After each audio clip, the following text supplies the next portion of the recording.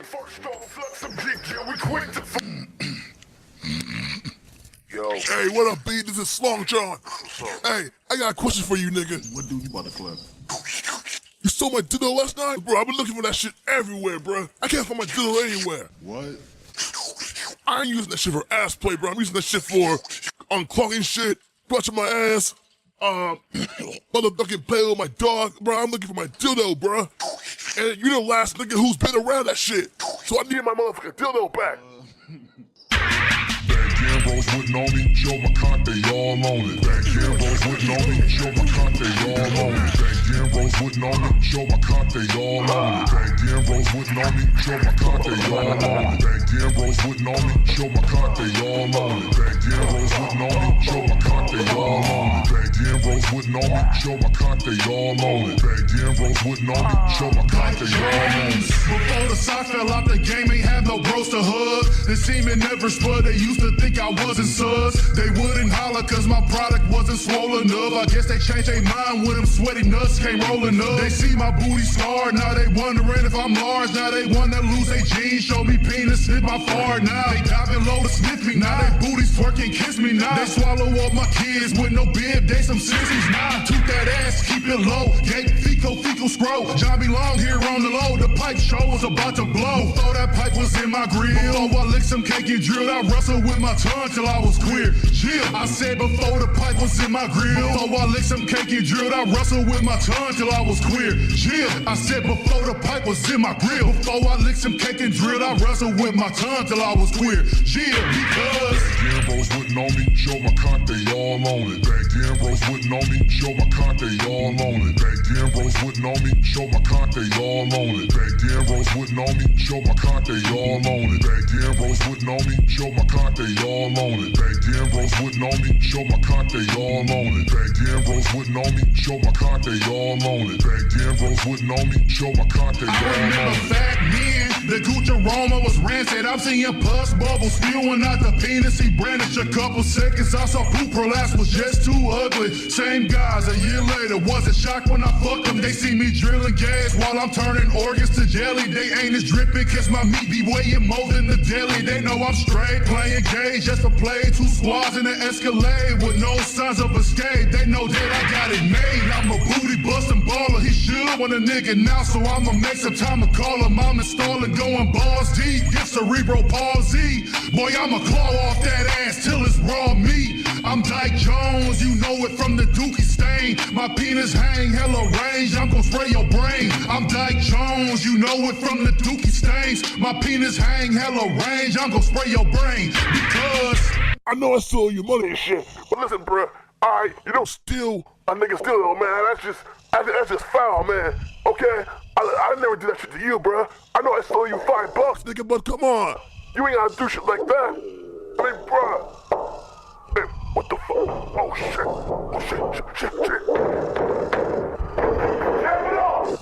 Hey, what the fuck is doing in my house? We have a warrant for your arrest. Come on with your hands up. Hey, is this show doing, nigga? Come out. Don't worry, Sarge. She's here somewhere.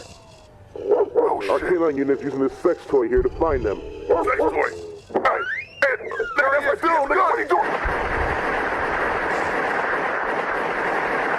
subscribe, nigga! And by the way, that song was made by heterosexual men. Can somebody please give me a song where Saucy Santana is talking as explicitly as these heterosexual men are speaking in this sus song?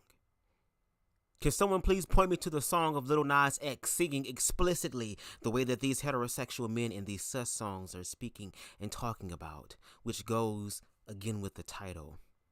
Queer plus entertainment is tolerance because it's something that is to be laughed at and not to be taken seriously. But when queerness enters the realm of real life, then it becomes dangerous for the real queer people. Again, heterosexual people are controlling the narrative of queer people, and we're going to continue to call that shit the fuck out. Let's get it.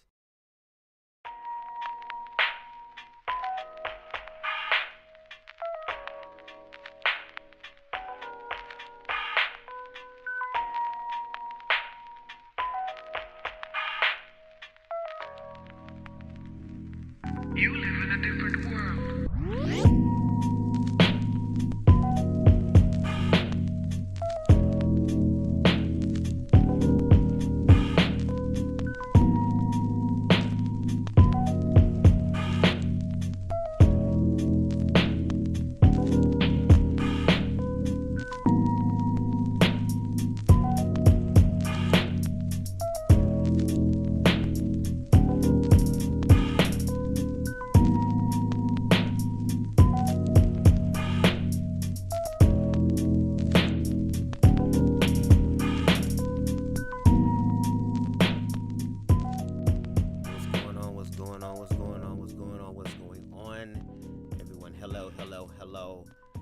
Everyone is doing well. Okay, on this Monday evening, I was trying to come through a little bit earlier, but I kind of had some other things pop up that I had to take care of real quick.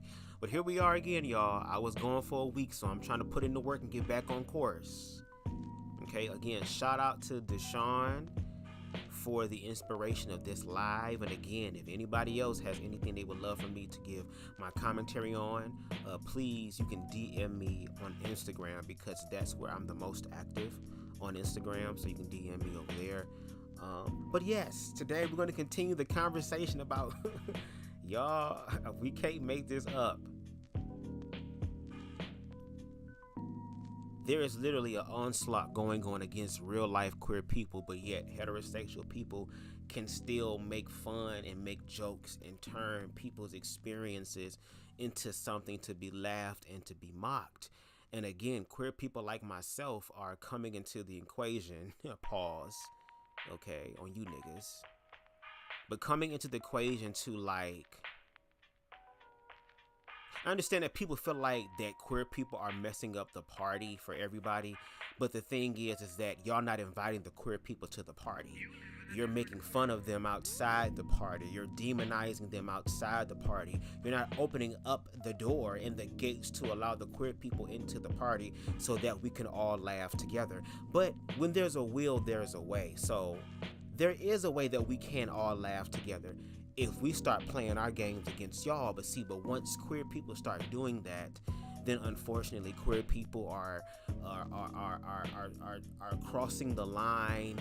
They're getting ahead of themselves. They need to have respect and all this other type of stuff. But y'all keep literally contradicting yourselves more so than the queer community could ever do. Okay? Because the 3 videos that we're going to listen to, okay, today, hopefully, and my shit won't get copyright strict, I'm going to read the copyright disclaimer, because again, it's there for a reason. I'm not getting paid for this. I'm not getting any money for this, okay? And my videos barely get into the triple digits, so I mean, what the fuck? But these 3 videos that we're going to watch are 3 different gay pranks. I'm gay pranks. Now, there's a lot that this individual has created in reference to the gay pranks. It's a lot. I'm like, oh wow, this is very interesting. But the ones in particular that we're going to, I guess, use as springboards for bigger conversations or bigger pictures, shall we? The first video is going to be an African dad responding to his gay son. Then the other one's going to be an African mom responding to a gay child. And then we're going to break out of the house, out of the family, and we're going to go ahead and go into the highways and the byways of life. And he's going to rap sus rap lyrics to other African, if I'm not mistaken, artists. Okay? And this is not even taking place in the United States of America. This is taking place over in the UK. But yet still, the fear is definitely there. And like I said, if we gonna laugh, let's all laugh. Okay, like I said, equality across the board. I'd rather have communication. I'd rather we talk about shit. But if y'all want to laugh and kiki and ha-ha and fifi and all that shit, we gonna kiki and ha-ha and fifi. But don't get mad if somebody happens to hee and ha-ha and ho-ho more than you do. Okay? So with that being said, I'm going to go ahead and read this copyright disclaimer, all right? Because YouTube, y'all got to be fair now. Y'all have got to be fair. I understand y'all love money, girl, but sometimes all money ain't good money, especially when you fucking over people.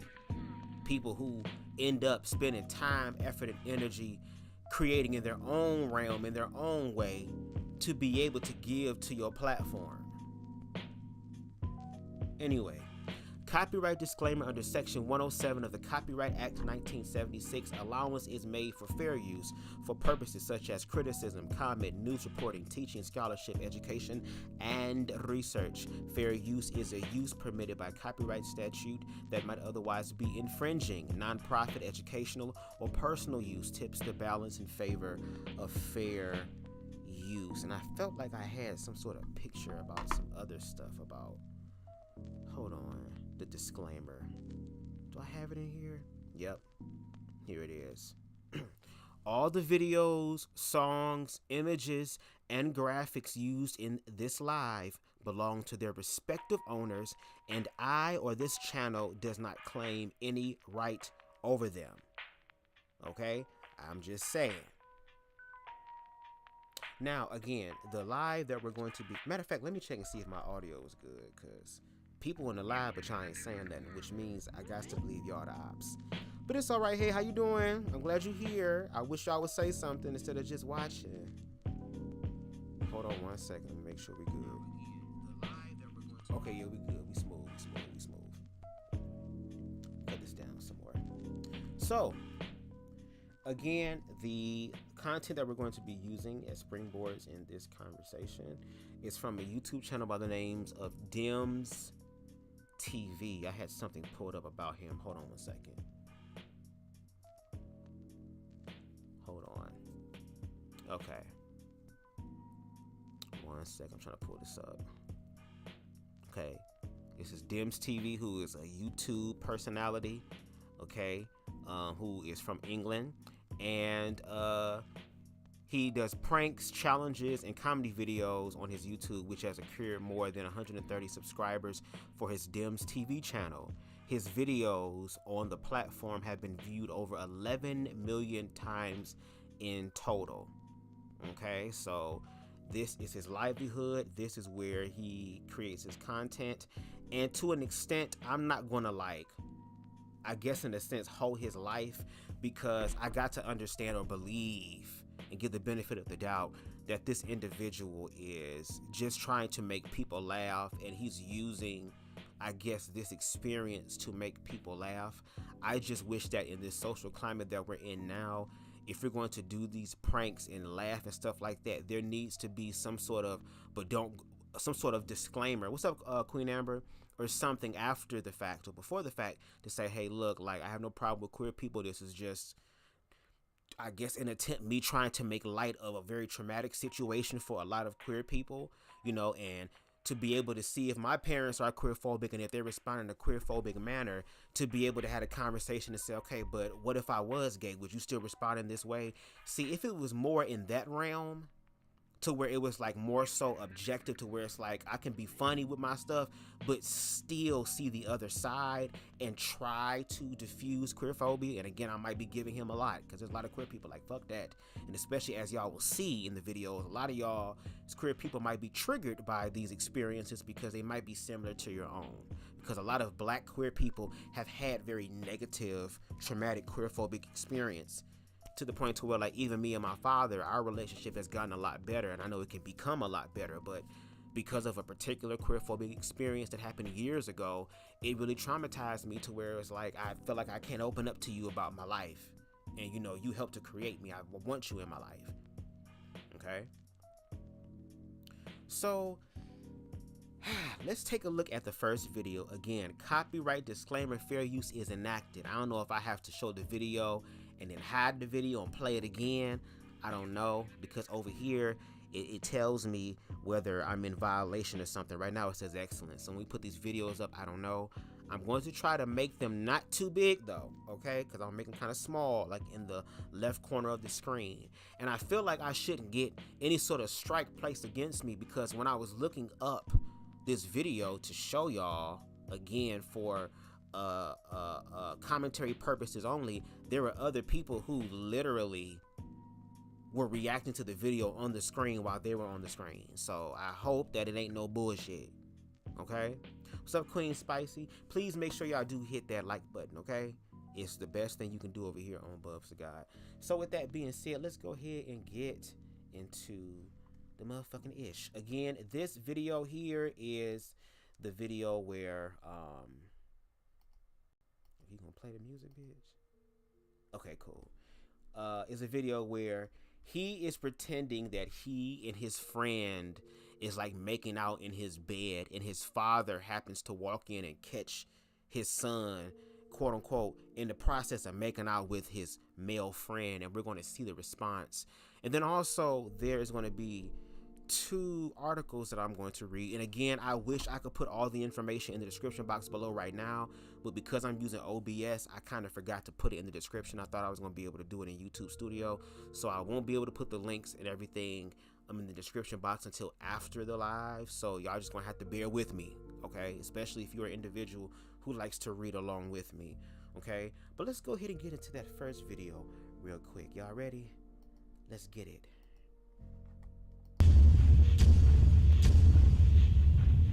What am I doing? What's up, YouTube, man? I go by the name of DemzTv, and in today's video, as you can see by the thumbnail and the title, we're back with another video. In today's video, we've been doing this for so many years and so many times and so many generations, but we thought about switching it up today just because I feel like it's about time I do something crazy again. So I thought we'd do this. What we're going to be doing is we're going to be acting like we're gay, but we're going to be taking it to an extreme level. So we're going to be telling my friend Dad that we're gay, but this time we're going to make sure he catch us in bed naked. Wow. This one's going to be crazy. Crazy. So, and it's African Dad, so I don't know what I'm expecting, but if you're new to the channel, make sure you like, comment, subscribe. I keep you guys updated on what's going on, so wish me luck, man. I feel like I'm going to die. I don't know, I can feel like the blood of me rushing out my skin. I can just see it. Praise. So let's pause there, because that would be great, because I'm trying to work on this effect, this filter effect for y'all. Because again, y'all ain't gonna be getting me like that. Fuck that. You thought. Let me cut this music. Where the music at, girl? I don't hear the music. Where's the music? I thought this was supposed to be a party. There we go. There we go. So, do you hear how he is expressing himself? Saying, oh, I'm nervous. I feel like my blood finna come out my damn body, girl. I'm over here scared and shit. I already know shit gonna be thrown at me. I'm probably gonna be murdered and shit like that. Like, there's a possibility I could literally get harmed in this situation. Let's see what this does. Hold on. I can get fucked up in this situation, pimpin'. Can I do? Okay, let's do this. That seems like that better. There we go. We'll just apply that to that. See how that worked? Thank you, Queen Spicy. Now, come on now. I didn't alter this shit. You can see shit going in the background. I don't want to hear a damn thing. Not a damn thing. But again, hear him having to have that experience. Imagine how many queer people who are really gay, who are queer, and have to deal with the possible reality of them being ostracized and demonized. As you will see how the parents react in this shit. Now, I don't know if the parents in on this shit just to make it more dramatic, but at the same time, that speaks to a lot of people's experiences. For example, y'all seen old girl Anita, Mama Anita and shit. Go sit your ass down right now. I'm tired of the shit. Yelling at Britney and shit. And Moo. We laugh and the shit funny, but a lot of children live in that type of environment in reality. And I get it. Sometimes we have to laugh to keep from crying, but goddamn, when it becomes destructive and it starts fucking up people's lives, I think we need to speak about that, especially in the black community. Okay? So, again, old dude is sitting here feeling some type of way, girl, about this prank. So let's go forward and see what happens with him attempting this prank, because again, he has the luxury to be able to say, I'm playing, I'm just playing, I'm just playing. To God, hallelujah. Just let me clear road and just be thinking in peace. Clear road, clear road. All right, let's go. I know they lie. This kind of money, God don't co-sign. The things with me, I don't define. Unfolding itself. I just wanted to let you know, Mom, if you're watching this video, Mom, please understand that this is just for entertainment purpose. I don't really want to be doing this. Even getting close to the guy, I don't want to do this, but I'm doing it because my fans need to see me do something crazy, and I feel like this is crazy, Mom. So please understand where I'm coming from, please, Mama. I love you, Mom. Please do not start ringing my phone and start saying, Denim, why are you naked with a boy? Denim, why are you doing this with a boy? Mom, please, I'm doing this for entertainment purpose. Please, Mommy, I understand that I'm not really gay. I don't want to do this. But I'm doing it because my fans need to see something crazy, and my supporters need to see that I'm doing something crazy for them. So like this video. All right, Mom, please, bye-bye. Thank you. Bruh.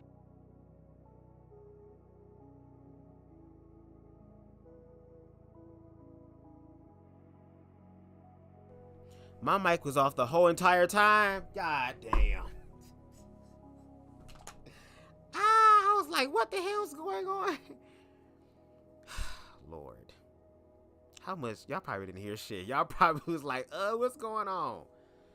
Ah, Lord. I was too busy trying to alter this damn thing because Queen Spicy said something that was true. Listen. Y'all just heard it, okay? Again, like I stated that what I said when I was muted. Lord, I gotta say all that shit again. I was just flowing.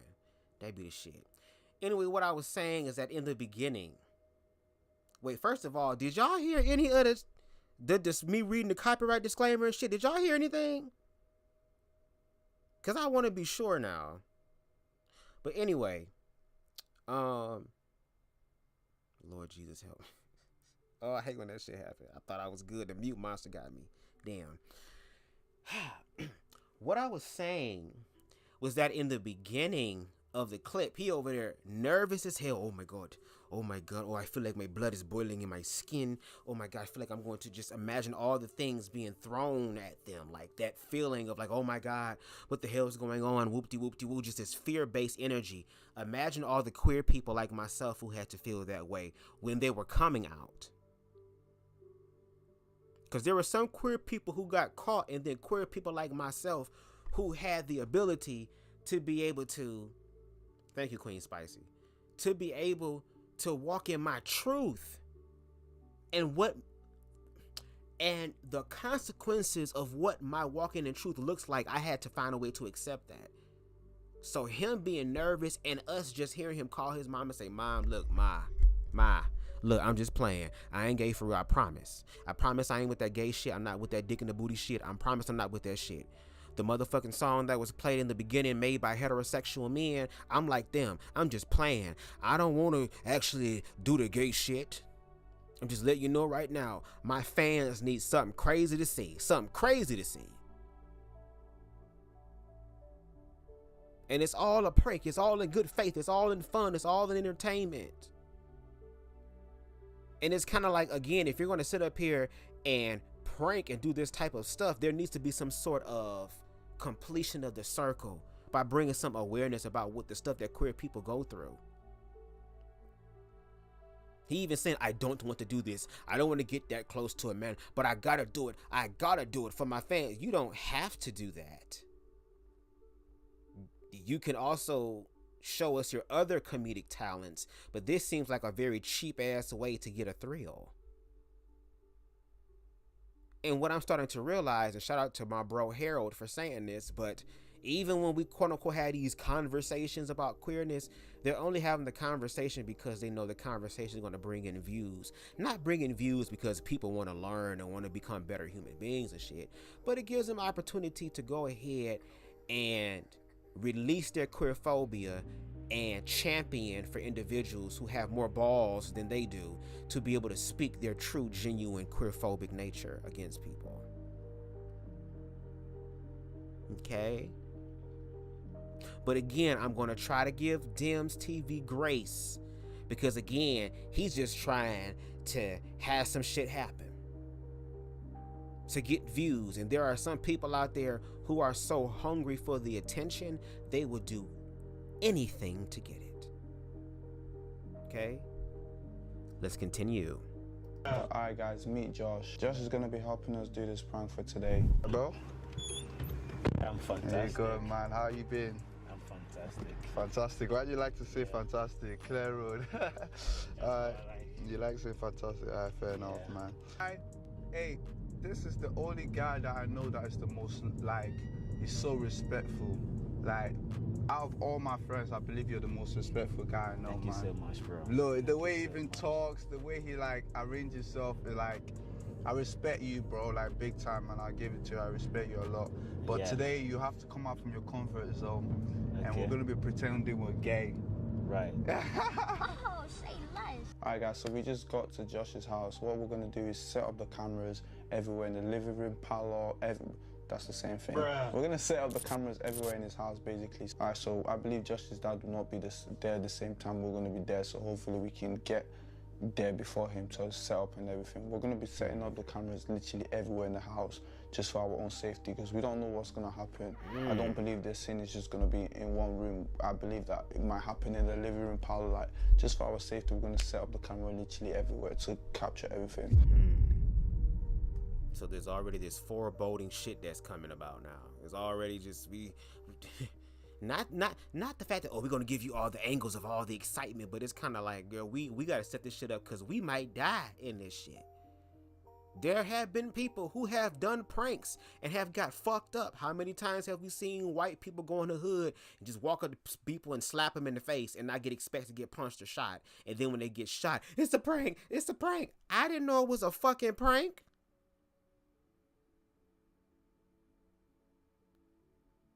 But again, it speaks to the level of queerphobia, and queerphobia literally means what it says.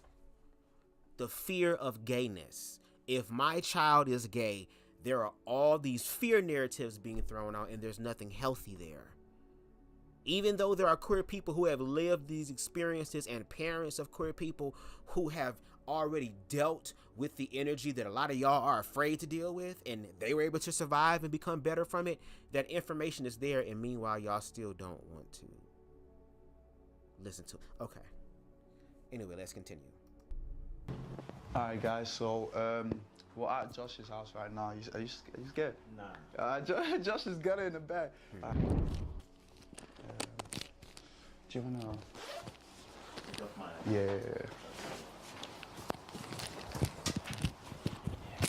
Alright, cool. We're just taking it off. Listen, guys, do not, hey, do not take this the wrong way, please, man. Hey, everything we're doing is just for entertainment purpose, man. I do not move that way. I don't want to be like that next to him, but please, listen, don't do any touchiness to me. But look at how you getting dressed, though. And that be the thing, too. It'd be the most extreme shit as far as gay. It's just the sexual aspect. Why you gotta take your shirt off for? I mean, you could have your shirt on and sit close to each other and just look at each other intimately or hold each other's hands. There are other ways for y'all to do this prank as opposed to having to go to such extreme and then you explain to yourself, look, I am not that way. I swear I am not that way. I'm just doing it just for entertainment purposes only. You also could be saying to the queer community, I know this might seem some type of way, but I'm just doing it for a laugh. I don't mean it. I promise I will talk to them about being queerphobic afterwards or on camera. Like, if you were doing this in a way of like a social experiment to like educate people, then I can understand that. But this is just for a laugh. And the thing about it is that queer people, especially black queer men, have always been used as a laugh to our detriment. Okay, and again, this is not in the United States. This is in the UK. Not the United States, but the United Kingdom, baby. The London blokes. You be my American boy. Hit 'em wall, like, who killing them in the UK? Everybody say UK. Alright, this is okay because it's bro love. This is bro love. Yeah. But when we're in that bed, do not touch me like that, okay? Okay? Yeah. I know you won't anyway, but Sure. I'm just letting sure you know. Okay. Alright, so you get outside, I get I know you would. Okay, so is your friend gay? I know you would. Huh? Is this the gay friend that you have that is respect? I don't know, because you said it. I'm just asking questions. I'm just asking questions. But let's continue. 1 hour later. Cheat. It's not just going in. Yeah, welcome in. I've been cleaning all day, working all day. Scared. The house ain't clean and shit. I'm dying, bro. Who's going to pay for this? This is bong. Huh? This is bong. This is bold. Clear road, clear road, clear road, clear road, clear road. It's just not at home.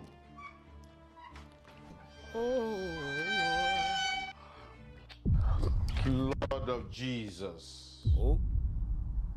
Father Lord. What do you mean? Josh! What do you mean, sir? You think I brought you to the UK to do like this? What do you Man mean? to man! What do you mean? I'm finished. No, it's Sir, not happening in my house. oh. This is not happening in my house. What do you Come mean? on. Oh shit. Yes, it's just... So now, I want to see you out of this house straight away. Oh shit. Find your way out of this house. Wait, we can explain. Find your way Wait. out of this house. Wait. I really can't take it to get with you. Wait, No. I know what you mean. My father did it. I didn't do this to my father. Wait. My son can't do it to me. Wait, hold up, sir. My son can't do this to Okay, me. what can he not do to you? What are you doing? What are we doing? What have you got? What have you got? Huh? What have you got? What have you got? Wood. You got wood? Yeah. I'm using wood to wood. Yeah. Is that how what it's designed for? No. It's not designed like that. How is it? My son, I will tell you. Okay. But I want to rebuke you guys. You need to go your separate way. You need to go a separate way. But you're You not... must go and find a lady for yourself. Wait. You need a woman. You need a woman, and you need a woman. Okay? Okay, let me explain to you what's happened. You, Josh, you don't know what you have done. I am your father. I want to bring you on to be useful to the society. Right? So, But you need to understand where we're coming from. Like, it's my boyfriend. Like, that is the language I don't want to hear. It's aching in my ear. no, It's just aching in my ear. Don't say that word I again. love him. So, what love? Where did it come from? It can ache, but... That is European word. Please. In Africa, we don't do that. What do we do in My Africa? son, my son. Right. How did I give birth to you? How did I give? Who's my wife? Who's your Who's your mom? Is your mom in band? No. Okay. How do you want to raise children? You don't know my position in the society. Do you know that? Yeah. My people will laugh at me. Why would they laugh? They will laugh. It's not comedy It movie. is an abomination. Just I'm like trying to be myself. If I come back and meet you guys here, dead body will be here. I'm seeing two, but it will be more than It's two not what you when think it it happens. is, man. Sir, It will be more than two. it's not- I'm I telling just you, love him. dead corpse will be lying down here. Sir. I'm not joking. I'm coming back. Just not- you all wait for me. Please, sir. Wait for me. No, please, sir. Wait for me. Bro. Oh my god. Yo, I'm scared as fuck, bro. What the fuck? Hey, yo, chat. Yo. I have never been scared to do a prank in my life. Oh, are you still staying there? If you don't leave my house now, hot water I'm gonna put. I'm just. It's a prank. It's a prank. It's a prank. Well, this is all joke. It's a joke. I promise you, I did not kiss him. I did not touch him. I did not do anything. I don't like him. We're just doing a prank, sir. You tell him, man. Tell you that's a prank. You're pranking me in my house. It was just a prank, sir. I'm sorry, it was a prank. It was just a joke, The sir. devil I thought is in you, is not in you. It was just Now a that joke, it's a sir. prank, the devil is not in you. It was just a joke. I was not even kissing him, sir. I would have changed your color to become a white man. Sorry, bro. It was just a joke, sir. I'm so sorry. We kept some camera stuff there, sir. We're just joking, bro. It's literally choo prank. So you hid camera in my house. Sir, it was just doing a prank, sir. I'm so These sorry. children will kill me one day. So sorry, sir. They will kill me one day. Oh my God. Hey, yo, we got Because I've it. always trusted you as my son. Okay. We done with that.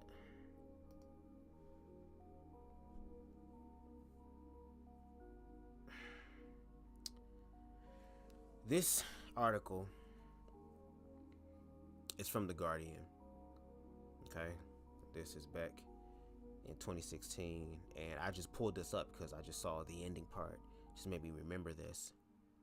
This is in Georgia. Man sentenced to 40 years for pouring boiling water on gay couple as they slept. A judge called Martin Blackwell a soulless, malicious, and violent person for attacking girlfriend's son and his boyfriend, who sustained severe burns. And this is 7 years old, okay? A Georgia man who threw boiling water on his partner's son and his boyfriend as they slept was sentenced to 40 years in prison on Wednesday. Martin Blackwell, 48, was found guilty of 8 counts of aggravated battery and 2 counts of aggravated assault, according to the Associated Press. Marcus Tolbert, 21, and Anthony Gooden, 24, the son of Blackwell's girlfriend, was left with severe burns that required surgery. A truck driver, Blackwell stayed with his girlfriend and her sister in College Park when he was in town. Tolbert and Gooden were sleeping at the apartment after working an overnight shift at a warehouse on February 12th, when Blackwell boiled a pot of water and poured it over the men as they slept in the living room.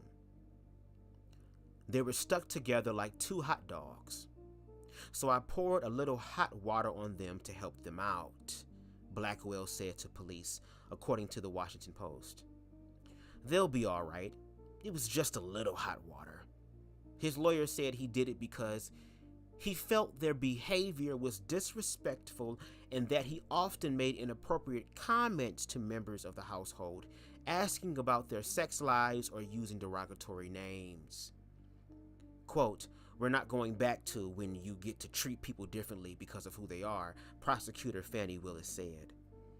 The attack was premeditated, she said, and he selected a large pot and waited for the water to boil, giving him time to rethink his actions. Exactly. Fulton County Superior Court Judge Henry Newkirk noted that it takes a long time for a pot of water to boil. "You were soulless, malicious, and a violent person on February 12th, he said to Blackwell, according to the Atlanta Journal-Constitution. You had so many outs. You had so many outs where the voice of reason could have taken over. It took jurors about 90 minutes to deliberate and find Blackwell guilty. The FBI said it had opened a hate crime investigation in March, but spokesman Kevin Rowland said Wednesday that the agency isn't commenting on that probe, the AP reported. Georgia, one of the 5 states in America that does not have a state hate crime law. In an emotional video with a local news channel, Tolbert said he thought the attack was fueled by hatred. Why else would you pour boiling hot water on somebody? He said he woke up flailing and screaming, and that Blackwell screamed, "Get out of my house with all that gay," after the attack. Blackwell then threw them out of the apartment, and the 2 men wandered trying to find someone to help, the Washington Post reported. The burns required both men to receive skin grafts and surgery. Tolbert was hospitalized for 10 days with burns on his neck, back, arms, and legs. Gooden spent a month in the hospital and was in a medically induced coma for 2 weeks. A graphic photo shared by the Washington Post shows severe burns on his face. The pain doesn't let you sleep. It is excruciating. 24 hours a day, and it doesn't go anywhere, and it doesn't dial down. It's just there, Tolbert said in the video. A GoFundMe page, which shows images of Tolbert's wounds, said he will have to wear compression garments for the next 2 years, avoid the sun, and go to physical therapy as treatment. So far, the campaign has raised more than $70,000. Tolbert told Project Q Atlanta that they never had problems with Blackwell before. He seemed like a normal person. I had no idea anything like this would happen at all. This caught me completely by surprise. I didn't know what was going on, and I couldn't believe the pain I was feeling at the time, Tolbert said.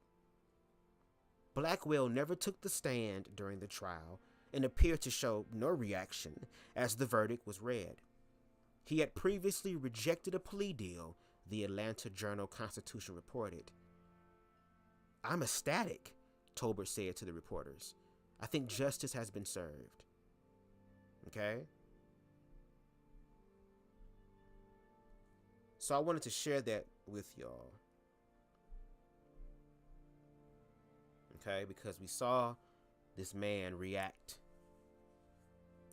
in a very queerphobic way that is even very reminiscent to the way that my father reacted when there was a slight objective perspective that his son might in fact be queer.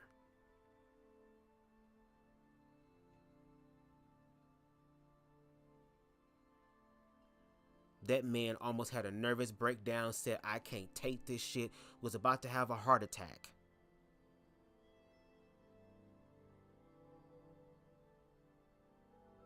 The Bible came in reference to it being an abomination. Then his limited viewpoint of nature, you got wood, y'all doing wood on wood. Doing wood on wood. No, we're not doing this. Wood on wood. No.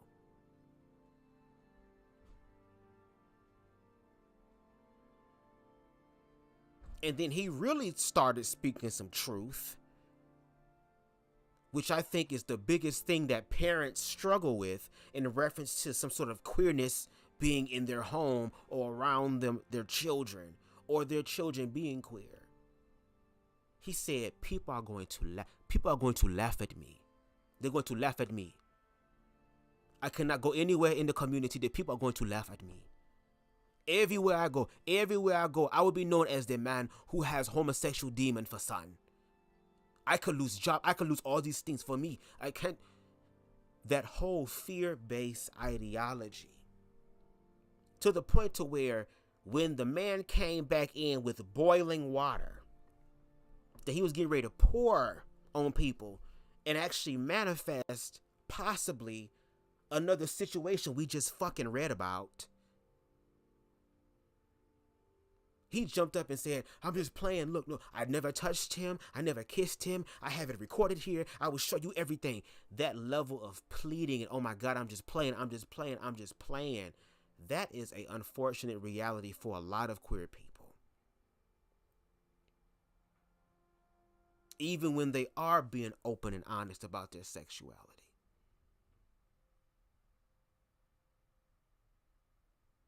But it ain't just the motherfucking daddy that was getting ready to fuck some shit up and pour hot water on motherfuckers and beat niggas with goddamn grass from the Serengeti and shit. Baby mama ain't down with the shit either. She ain't with the LGBT shit either. Let's get into that.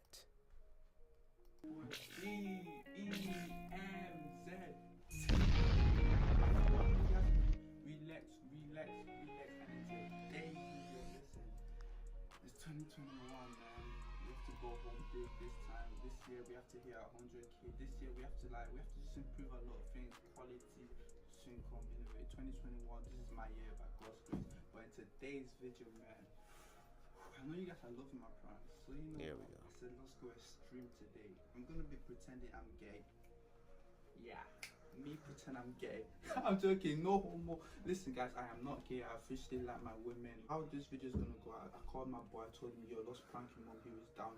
Let's introduce my boy.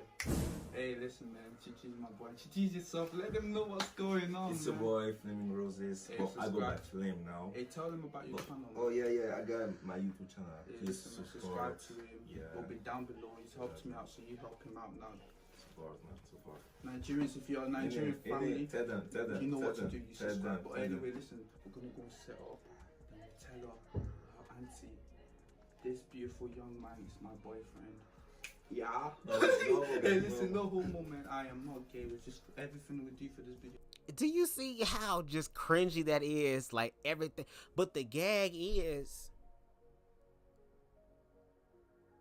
y'all say this shit on camera, but when y'all in the locker room, you ain't got to say all that. Because it's an unspoken rule. Because again, heterosexual people have the privilege, heterosexual men have the privilege to pretend to be gay and play as they gay and give their own illusion of what it is to be gay without actually being gay. It's like how Paul Mooney said, everybody want to be a nigga, but don't want to be a nigga. This is the literal manifestation of that wrapped up in queerphobia. We don't want y'all motherfuckers to exist because it's horrible, but we will assimilate some of y'all shit, and we will do the shit to make fun of y'all and laugh at y'all and kiki and ha-ha and use it as entertainment.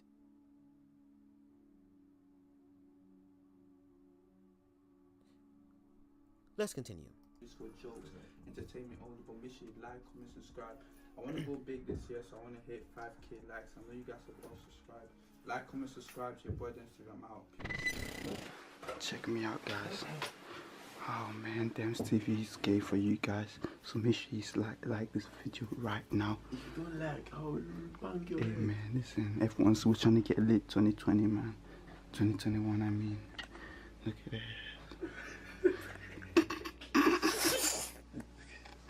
Easy, I might not take. What the fuck? So now they set up the scene.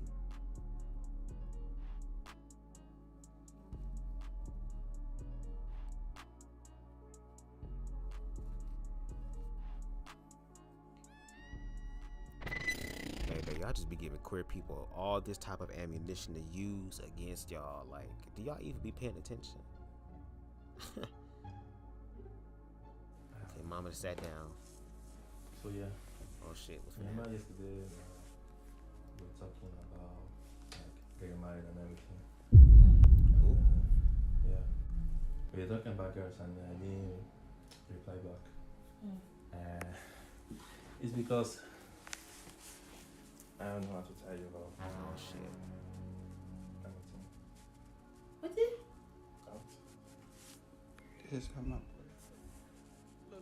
Look at this. Somebody come look at this. Look at this. I don't know how to. Yeah, I met him in this place and I was like, this is the one. Now we've been talking for like 2 weeks now, and I think I really like it. Sorry for hiding it, but I couldn't hide it anymore. So It's nice. I don't know, it just made my life more easier. She is stuck, baby. I really like it. I'm sorry. My name is Danny, by the way. Your mom, your past their life. Yes. And you be the person. Sorry, I don't understand sometimes. Is your mother in Nigeria? Yes, my mom. From Benin? Yes. And your dad from Benin? Yes. Are you living with them? Yes. And they know you are doing this thing? No, I've not told them yet. It's just every time I look at to it. start with you first and then we can. Please don't Where did they stay? Don't take it the wrong way. I really like it.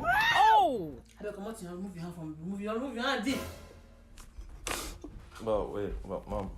Like, remove your hand from my pikin body first. Yeah. but like. You just see the talk. You the craze. When that one starts? What will be the name of the thing when they talk? Gay. Are you crazy? Gay. Wait, Mom, What's the name? What's the name of that? But mom, understand like this is my. You craze. Me understand. Why can you not accept us? Holy Ghost fire. No. Blood of Jesus. No. Where you come from? Are you a Christian? Oh, please, you have to understand that. Give me your number, your man number. I really love him. Your man number. Give me your man number. Auntie, Give me your man number. Make I go call him. No. Why can you not accept us? Now you come at my house. Now you come my house. Please, you have to accept Hey, us. man. You have to accept us. Baby, tell. Mom, calm down. Sit down, baby. Give me one, Baba. Go. You touch me. Calm down. You listen from our family. No, she touch my It's No. the only son of his father. No, The only son of his father. But wait, Mom, wait. Make you go to go fast. Let's talk about it. Listen. Talk about what? Okay, why?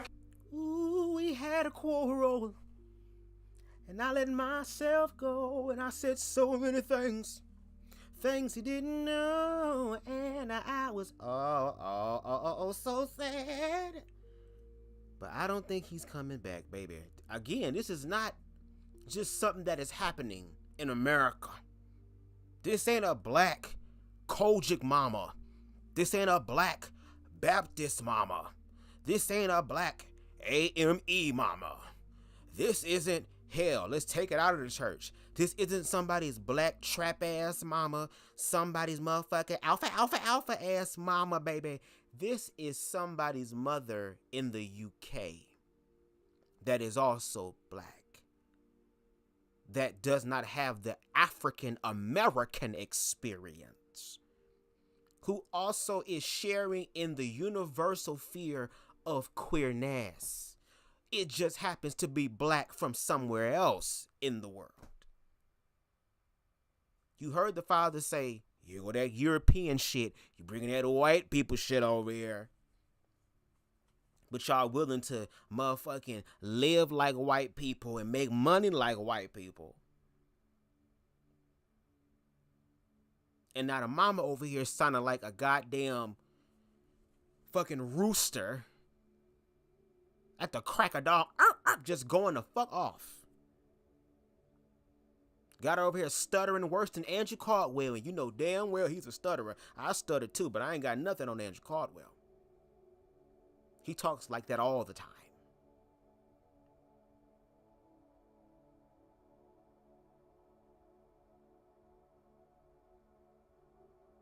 We had Holy Ghost fire being thrown at him.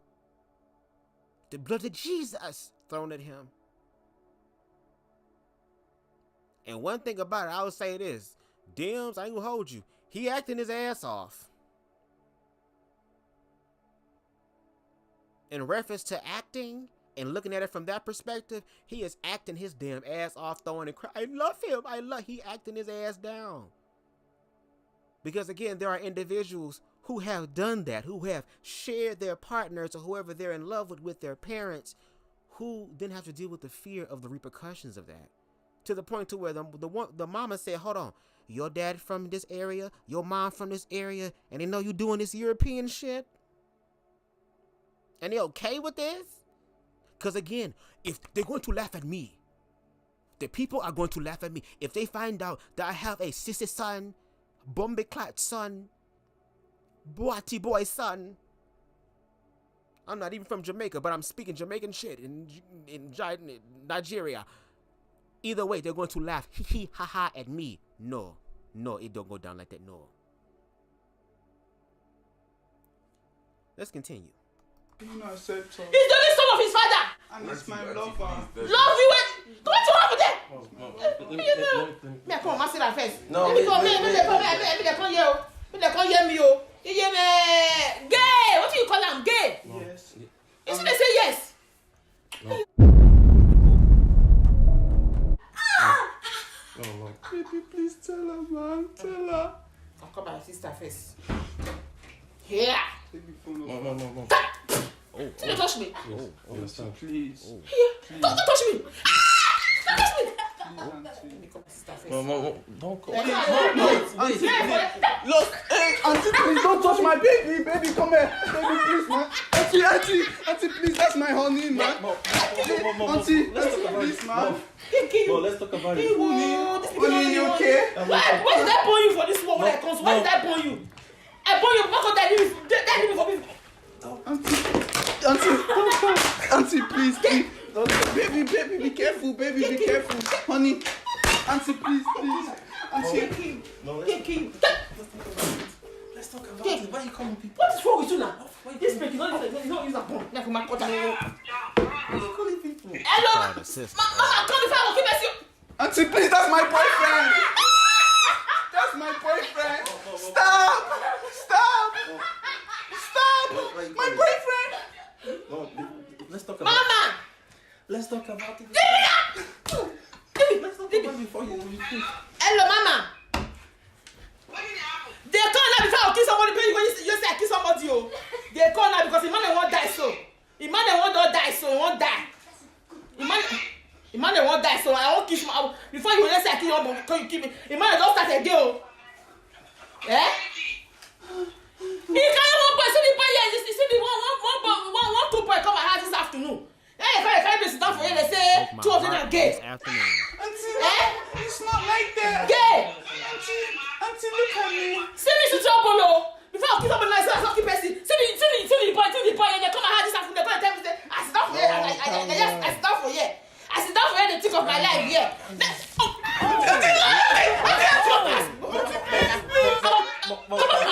I'll kill him on the head. I'll break him on the head, though. He's saying I'm gay. See the man, ain't not gay. See the man, see the boy there. He's saying I'm big boy. Gay. Auntie, please don't break my baby.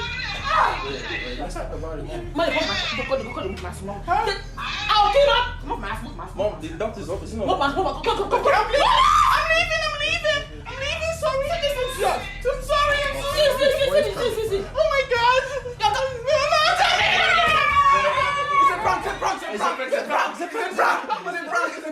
It's a prank. It's a joke. We're not gay. It's a joke.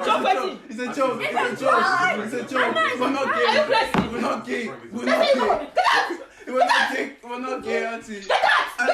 We're not gay. I'm straight. I like girls, Auntie. I'm not gay. I'm not gay. It was just a prank. Auntie. I'm not gay. No, I'm not gay. It's a joke. No, I'm not gay. It's a joke. It's a joke. Wow. I think you see, man won't kill you. It's a joke. Man want to be gay. Auntie, no one's gay. No one's gay. It was just a prank, Auntie. Sorry. I like girls. I don't like him. You come and ask no black man. No, sorry. Wow, that was intense. Let's read some of the comments. One person read comments and left. Said, repent. God is coming soon, but Jesus Christ died on the cross for our sins. We all fall short from the glory of God, Romans 3:23. But anyone who believes through Jesus Christ will have everlasting life. Change your mind while you still can. Just look at all the prophecy coming to happen now. It's the end times. People get educated, get close to God, and be saved. Someone else said, she's never going to trust them two to hang out again alone when she is not there. There still are going to be some doubt. Someone else said, the way the kid in the back is just laughing its head off. Someone once said, once you hear blood of Jesus and Holy Ghost fire, you know you won't be alive tomorrow. Someone else says the little kid is having the time of his life. Someone else says, I don't even understand what his mom is saying, but I understand what she's saying.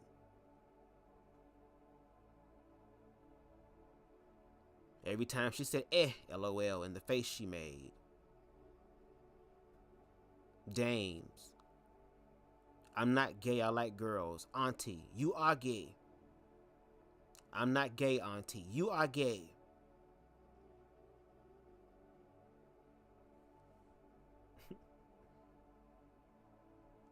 Let's get into another article here. And this article was sent to me, I believe, by Queen Stevie. Again, shout out to y'all really doing the damn thing.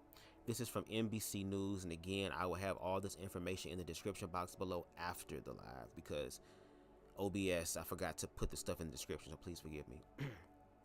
And it reads, behind the movement that brought homosexuality and psychiatry's power to a vote 50 years ago. A Yale historian argues in a new book that post-war psychiatrists had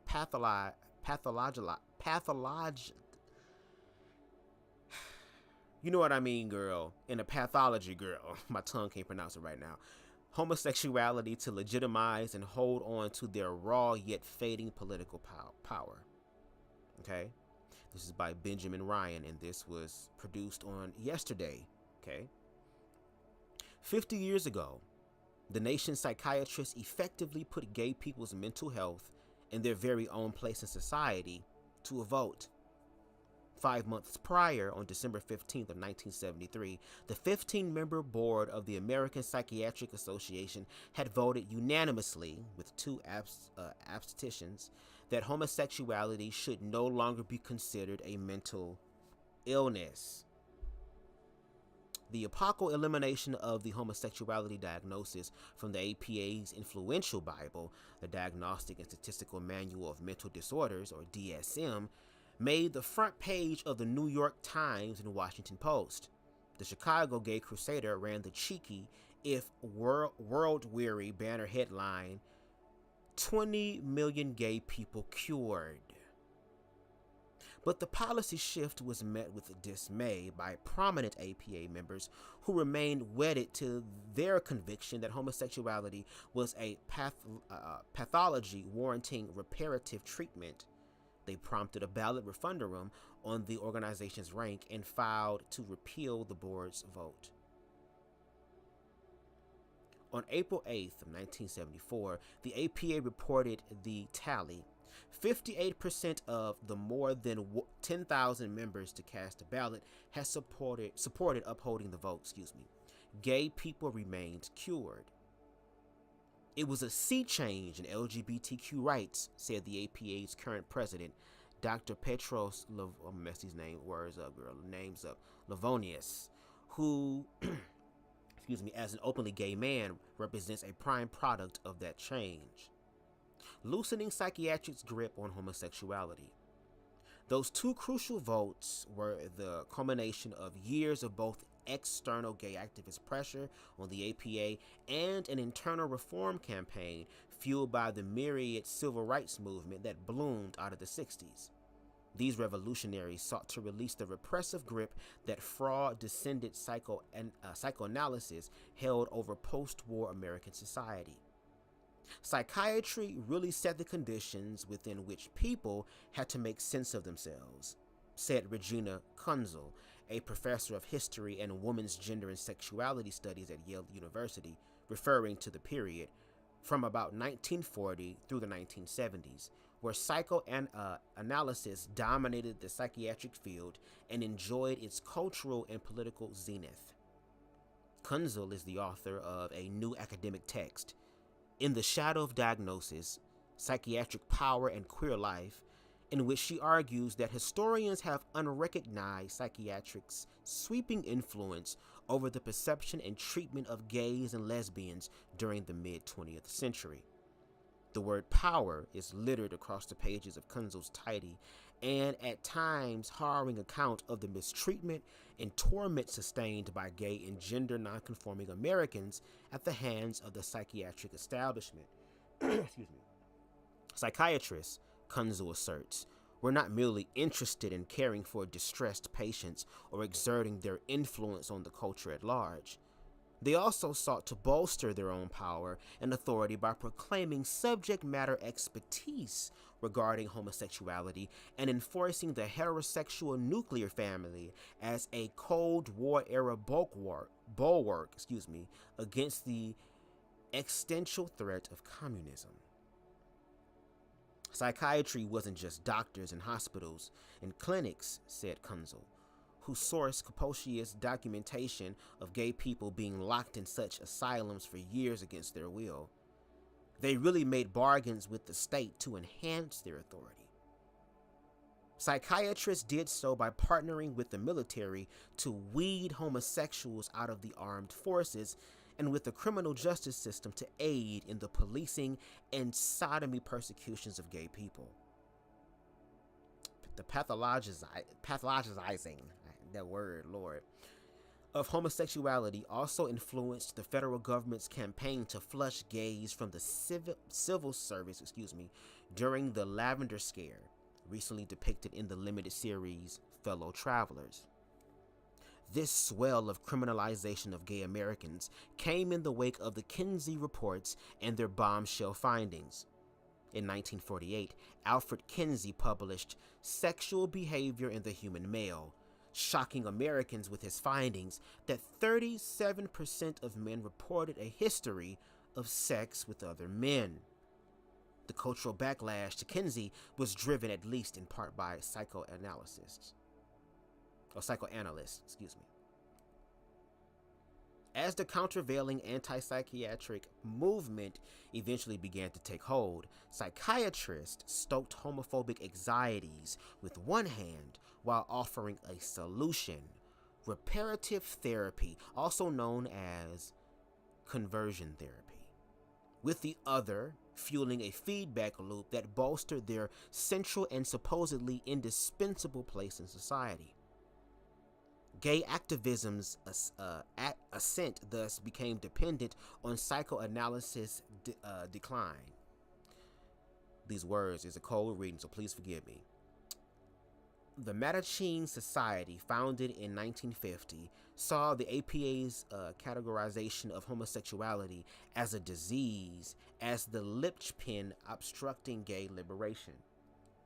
Off the couches and into the streets became a popular liberationist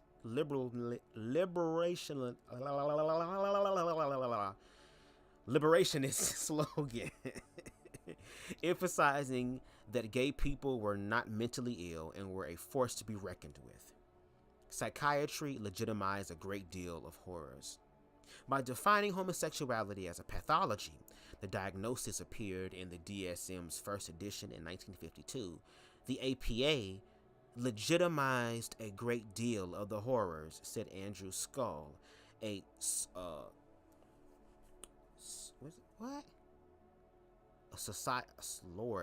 having brain farts right now.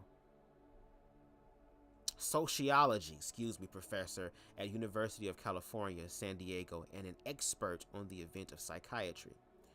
Such horrors, many of which were imposed by coercion or during forced institutionalization in the name of curing homosexual urges and behaviors, including lobotomy, insulin shock, what's now known as electroconvulsive therapy, and aversion therapy treatment, including the use of emetics and electric shocks, including to the genitals. One company that made shock therapy devices even had a regular booth at the APA's annual conference. In 1970, the year after the Stonewall Uprising, infuriated gay activists began infiltrating these conferences and raunchously demanding an end to such mistreatment and the delisting of homosexuality as a psychiatric disorder. In 1972, a gay psychiatrist stunned conference attendees when he appeared on a panel anonymously, dressed in an oversized tuxedo, a ghoulish mask, and a wig, and spoke of the anguish of working in the profession from within the closet. During the same period, Kunzel writes, the APA top brass was seeking to defend psychiatry as an evidence-based science in the face of mounting attacks on the field's legitimacy. So, when gay advocates presented to the organization newer research suggesting that homosexuality was not a sickness, but a normal variant of human sexuality, they found a receptive audience among key APA leaders. Organized psychiatry was scuttling for safety, Dr. Richard Pillard, who at the time was a young APA member and a very rare openly gay psychiatrist, recalled in Cured, a recent documentary about this moment in the organization's history, which I need to check out and watch. Dr. Lawrence Hartman's APA membership also dates back to that era. Speaking about the appeals he and others made to the organization's leadership to reconsider its stance on homosexuality during this historic window, he said, quote, "It took some persuading. Sometimes science and politics can cooperate." Even as he remained professionally in the closet, Hartman in 1970 helped found what became an influential group of APA members who sought to reform and modernize the organization and make it more responsive to the array of recent socio-political upheavals. Hartman recalled his crucial efforts to master the bylaws and Byzantine bureaucracy of the APA. He marshaled through the proper internal channels, a position paper he had written with Pillard arguing for the APA to remove homosexuality from the DSM and become an actual champion of gay civil rights. Ultimately, Hartman got the measure passed by the APA Assembly and sent on to the board for the pivotal and successful December 1973 vote. At that time, the APA also put its weight behind civil rights protections for gay people and supported the repeal of state sodomy laws then on the books in 42 states and Washington, D.C. When the Supreme Court finally struck down all such statutes in 2003, 14 states still had them. With various populations, it was taken as a sign of a reasonable scientific health that at-large organization could be open to real discussion and real rethinking, said Hartman, who gradually came out as gay over the next 2 decades and served as president of the APA from 1991 to 92. The sea change. Asked about his own reaction 50 years ago to this sea change in the APA, Hartman said, quote, "We at the time didn't know what it would mean. It turned out to be very influential," end quote. That's putting it mildly.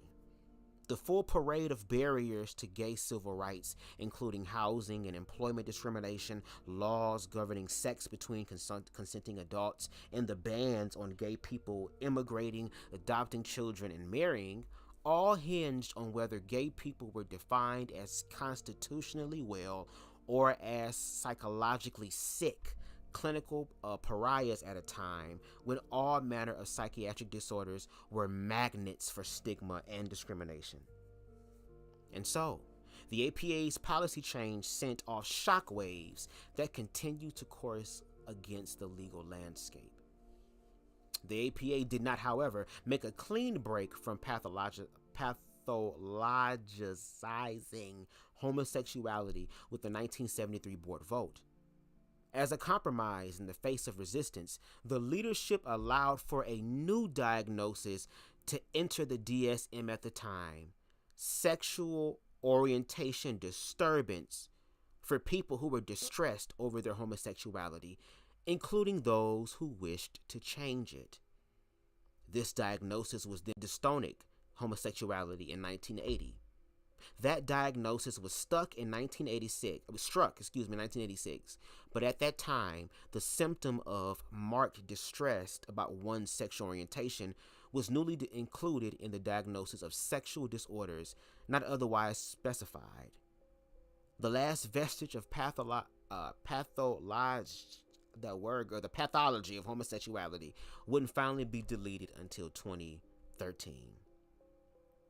Critics say those various diagnoses helped legitimize decades of conversion therapy efforts. Research that began to emerge in the mid-1990s ultimately discredited this practice, which, although still carried out, is now widely condemned as harmful and ineffective by mainstream mental health professionals and is banned for minors in 22 states and Washington, D.C. And we have one more little piece of article, and then we're going to get back to the last video, okay? The New Frontier. Kunzel is among those who look at homosexuality's decade-long evolution in the DSM and see at least a partial parallel to the more recent effort to depathologize transgender identities. Transsexualism, first entered in the manual in 1980, enraged many trans activists for, they argued, turning their identity into a sickness. This was replaced in 1994 by gender identity disorder, an effort by the APA to mitigate stigma that nevertheless left many trans people unappeased. Then in 2013, that diagnosis was replaced by the current gender dysphoria, which distances the source of distress from the core sense of self and attributes it more to society's stigma toward gender nonconformity.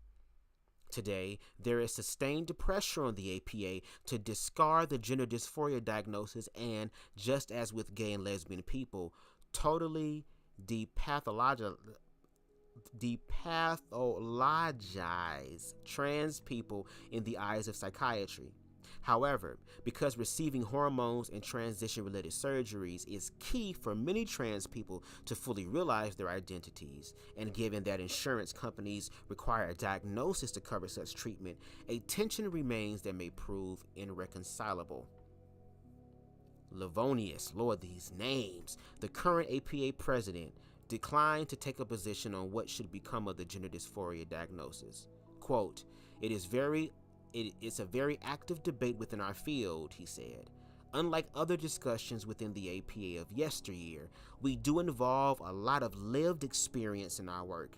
People who are transgender, including psychiatrists and non-psychiatrists alike, who do help inform us in these directions.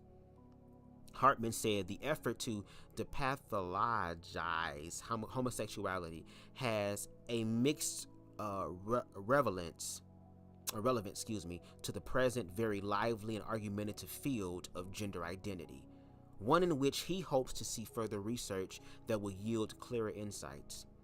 Surveying the fruits of his own efforts 5 decades ago to strike homosexuality from the DSM, Hartman said, I think it has helped an enormous number of people's self-esteem. I think it has helped them face real problems in their life, including psychiatric problems. I think it has helped them fight for justice in other realms. And I think there are some people who come around and become thoughtful about what other things are unfair. Okay?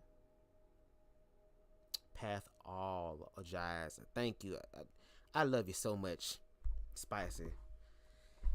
I be having my moments, y'all. That's one thing about BubzDaGawd, baby. I'm a mess up some words. I get it right now. Had I read this stuff beforehand, or I recorded this stuff beforehand, I would have not made no mistakes, because I would have looked up the words and how to pronounce them. But when I do cold readings, I be reading so fast, and I talk very fast. Sometimes I be setting myself up. But I'm going to get it, though. Now, the last video we're going to watch, again, we saw Dems do a prank with an African gay dad and his response. We just now saw the response from an African mom who wasn't with that shit. The father was getting ready to be violent and pour boiling water on motherfuckers. Now the mom upset. She had to call her damn sister to call their damn cousins and shit to come fuck it up. And Dems was really going in with this whole type of monolithic viewpoint of queerness, that queerness is just feminine only. When you would gag at the individuals who are not feminine in their expression at all, that be gay as fuck. Okay? But now we're going to take it outside the house. Now we're going to take it into the culture, take it into the streets, take it into the place where everybody has to go. We are leaving the subjective house of, you gonna do what I say. In this house, I'm God, not in here. And now we outside where you saying that you can do that shit at. And we're going to have Dem sit up here and talk to 2 very prominent rappers over there in that area. And he's going to say that he's a rapper and then rap sus bars and get their reaction to it, okay? So let's go ahead and take a listen to that, shall we? First of all, let me go ahead and put this damn filter on it. No, I don't need an audio filter, bro. I need, where's it at? I need, give me 1 second. Filters. We're gonna do it. That's why I love OBS, baby. OBS. Who, and y'all free too? And y'all free? You know, black people love free shit. This ain't the one. This ain't the one. This ain't the one. Is this the one? No, that's not the one. I have the wrong one on. Give me 1 more second, y'all. I think it's color key. Is that the one? Yeah, that's the one. Boom, there we go. All right, let's go ahead and take a listen. What's up, YouTube, man? I go by the name of DemzTv, and in today's video, as you can see by the thumbnail and the title, we back with another video. And in today's video, we're gonna be pranking a lot of artists today. SHALLIPOPI, WIZKID. Literally, we got everything lined up for you guys today. So make sure you stay tuned today. So what's gonna be happening is, I've been invited, well, obviously, I've been invited to come to SHALLIPOPI's show in London today. So we're gonna be heading over to London. Sure a lot of people think I'm a rapper. Like, everywhere I go, people always ask me, oh, are you a rapper? Do you sing? Do you know how to? I don't know how to do any of them stuff, but people think I'm a rapper. So in today's video, I'm gonna be tricking people to believe I'm a rapper. Then when they believe I'm a rapper, then I'm gonna hit my 3 bars. So I'm gonna be giving them some sauce bars. like some gay ass bars and everything. I want to see what they're gonna say and what they're gonna do. So I'll ask them if they believe I'm a rapper. If they say yes, and I'll say, okay, let me sing for you. Then I'm gonna prank them with some silly words. If you're new to the channel, make sure you like, comment, subscribe. Just because we're getting a lot of famous African artists in this video, let's get 5K likes for me. So y'all as heterosexual people can pretend to be gay and get all the likes and all the views and all that shit, but let somebody be queer actually do something in a television show or a movie, and they getting they shine and they getting they come up and they getting they glow up, and now all of a sudden when the queer people do it, it's a gay agenda. To the point to where it's like, even with you pranking gay, you have to continuously remind people that you not gay.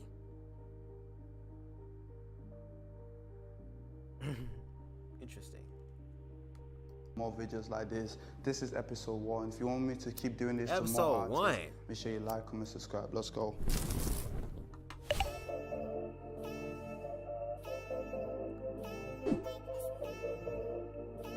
Take me on a trip, I'd like to go someday. Take me to New York, I'd like to see LA. I really want to. Goddamn. Come kick it. It's good to be an artist sometimes, you know. I wish I could walk rap and like, sing, but I'm not talented the way I should be. I mean, I got it in my blood somewhere, but the chemistry's not been located. Oh! This is my first time seeing how they make the stage of everything, so it's like a great experience for me. So take me to the subway, take me to your hood. I never been to Brooklyn and I like to see what's good. Dress in all your fancy clothes. Walk in that wall, talk that slick talk. Fuck what you heard, I've been out there living my best life. There you go, yeah. So I'm a rapper. Oh! I mean, I guess you know my songs. Sure, what's your song? Oh, come on, bro, you don't know my tracks? Bro, it's one of the popular ones, bro. Yeah. Slime One. Slam board. I'm popular in Africa, that's why. Bruh. So basically, introduce yourself to them, innit? All right, so basically, 1 second. So you don't know any of my tracks, no? I don't leave the house much. Ah, fair enough, fair enough. Hey, I can sing something to you right now if you want. Alright, cool. So you probably know this popular one then. So when my guy was in the crib, I had to touch his willy. So I had to get my girl's back to the ends of my billy. You know my tracks now, innit? I know you know my tracks. Oh, bro, come on, bro. You don't know my tracks. What about the one when I went to Turkey to get BBL, but it didn't work out? You know that one. Oh, yeah, went to Turkey to get a BBL. Come on, tell me you don't know it. Hey, now we fucking with you. We're pranksters, bro. We're just messing about, bro. Hey, we pranksters, yo. Sorry about that. We messing about, bro. Hey, I fuck with your shit, though. Fuck with your shit. Okay. So it's a prank. It's a prank. And I get it. There are men out there that don't want to hear lyrics about some gay shit and gay fucking and touching on gay dick and stuff like that. And in a sense, I can respect that. But again, if we're going to play the game, let's play the game, because queer people have to hear every single day about WAP, about how good this pussy is, about how I throw baby. Heterosexual people have been singing about sex and fucking, even in romantic songs and shit.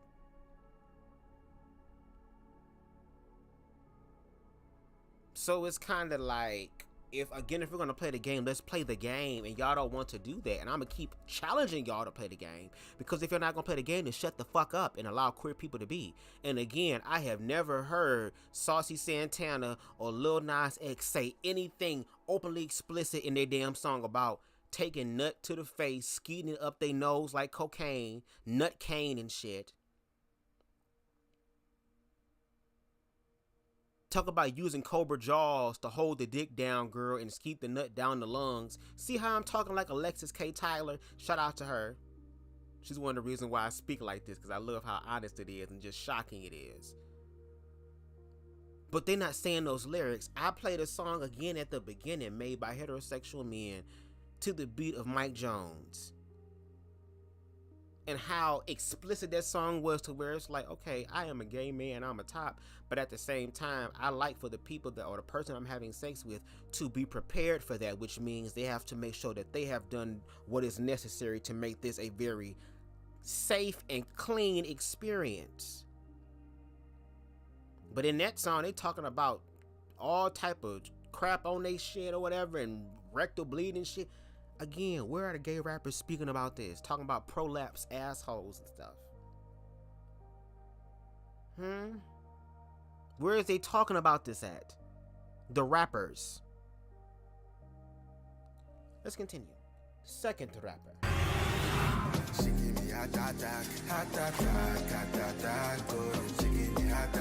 See, you don't know me, but I know you. I know you too, bro. Yo, you know me. I know you. See, I'm a rapper. You know me? Yeah, I'm not a rapper, man. No, I am. Are you actually a rapper? Yeah. Oh, is it? Yeah, I have like 6 songs out. Is it a rapper? Like 2. Oh, shit. Yeah, 2 million views and everything, bro. Oh, is it? Yeah, dead ass, bro. I'm being for real, bro. Search me up if you want. I'm a big time rapper. Come on, bro. Just put respect on my name, bro. Come on, bro. It's 2 million views. I mean, shit. It's nothing, but it's still something. Hey, but you know the tracks. Do you know any of my tracks, though? Nah. You don't know any of my tracks? I probably know. I actually know you. I'm not gonna actually. You know me. Alright, I'll sing something to you. Alright. Remember when I went to Turkey to get BBL? Yeah, you know my track. He knows my tracks. Don't act. You're lying. What? Are you serious? I'm dead Wait, ass. you went to Turkey to get BBL? Yeah. So you don't remember? Nah, I don't know, bro. I can't lie. I don't know. Oh. I feel like I'm fucking with you, but I don't know. Okay. I'll sing another song. Alright, cool. My guy used to touch my wood, so I had to touch his wood. Bro, come on, you know my tracks? You know my tracks? This nigga said this guy tried to touch my Okay, wood, what would so you I had rate to my touch song his from 1 to wood. 10? Bro, what? I'll give it a 9. A 9? Hey, I respect that. At least you got a 9.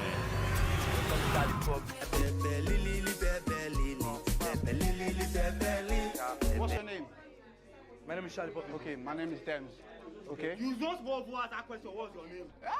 Relax. This guy is my paramount. Okay, so I'm a rapper. I'm a singer. What is your name? Let me learn. I call him paramount. He's my para bodyguard. Can you tell I'm a rapper? Can you tell I'm a rapper? Yes, I see you. Man, it's not a man if him and I walk on man. They're all fake. Me want a man who can time Pamela. Why? Why? Come test me we're now. on 2 different levels. Okay, but it still makes sense. Anyway, I'm joking. Alright, cool. Alright. So, you wanna hear my bars? You wanna hear my lyrics, my music? You ready? I should drop my bars. Yeah, my bars. You want to sing for me? Yeah, sing. Let me go. Let me land. Hear me. Everybody in the city like my big willy, so I look like the girl psychic. You don't like it? Come again. What? Okay. Oh shit. It's okay, I'll go again. I like it when guys touch my willy. You see my background? Where? Wait. Give me steering. Me, I don't like it when guys touch my willy. Okay, you don't like it. I don't like it when guys touch my but for Sure. Okay.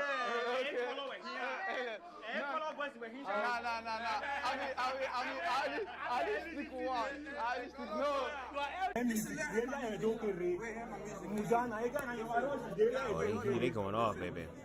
With a closed caption. Every time I'm in Turkey, I always want to get BBL. You like it, yeah? Huh? I like when the guys want to touch my willy.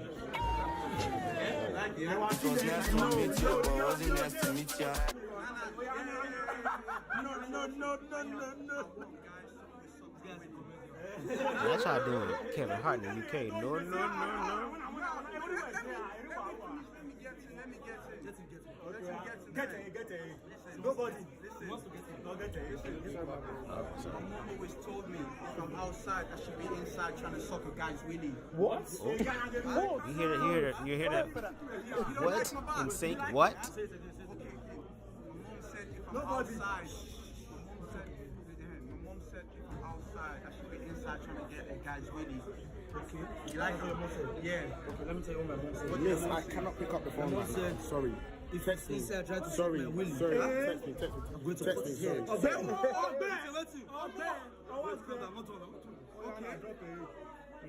My mom said, if it's inside. Yes, and you're inside, I'm outside. Yes, yeah? So I'm coming inside, trying to touch my willy. Yes, I'll touch that willy. Then I'm fling you to the ceiling. Oh! Take me. Take me.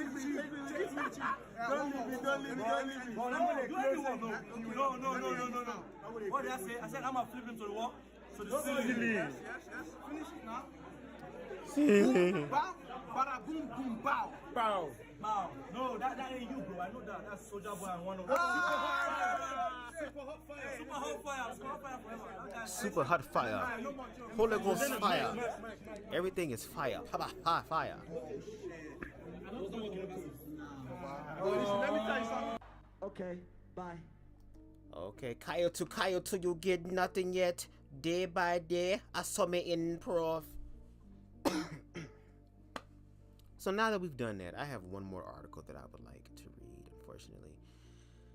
And I say unfortunately because this is some of the other darker realities that queer people have to deal with because they're queer. And again, the fear-based. I used his videos as a springboard to show you. Again, more evidence. At this point, I feel like Tyrese, what more do you want from me, bitch? But I'm giving y'all all this evidence, all of this stuff that you can dig into for yourself to see if it's genuinely true. Because again, we're not in America here in reference to the videos. They're in the UK. And they have the same toxic, fear-based, queerphobic experience or viewpoint in how they see queer people. To where, again, this man multiple times had to say, bruh, listen, I am not gay. I am not. Y'all sound like Miss Juicy when they were saying she was gay. She got on her live. It had me dying. I am not gay. I am not gay. I am all that. But the responses that they received in this prank is unfortunately the responses of a lot of other real life queer people.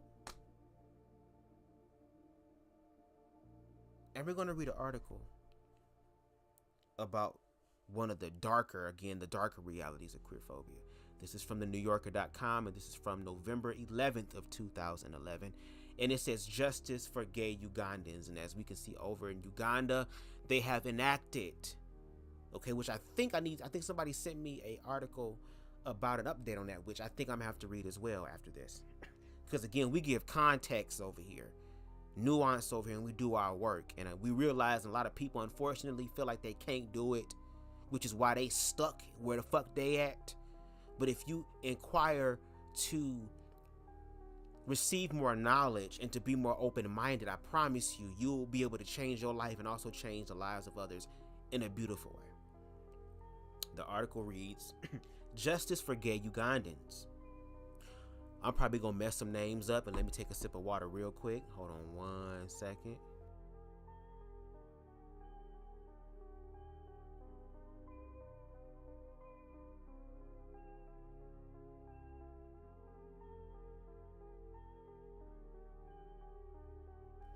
Alright, sorry about that.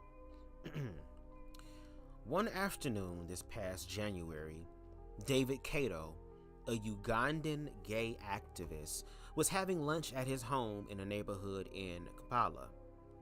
Kato was a former head teacher at St. Herman Nkoi Primary School, which he attended by nearly 1,000 students. A meal had been prepared for him by an acquaintance named Sydney Nusbaga Enoch, who disappeared afterwards into the surrounding garden. His housekeeper would later observe that Kato seemed tired that afternoon, perhaps because of a long morning, or perhaps because a tabloid called the Rolling Stone, not connected to the American magazine, had recently published a list of names, photos, and addresses of Ugandans who it claimed were gay, including his. The words, "hang them," had been on the tabloid's front page, and the paper had stated that the accused were infected with a fatal disease and were preying on children. Kato had felt unsafe ever since, as he battled a siege of insults and threats. When neighbors went into his house to check on him later that afternoon, Kato was found dead in a pool of his own blood. Enoch, who had cooked his meal, was arrested. Yesterday, Ugandan court sentenced Enoch to 30 years in prison, but this case still doesn't seem solved.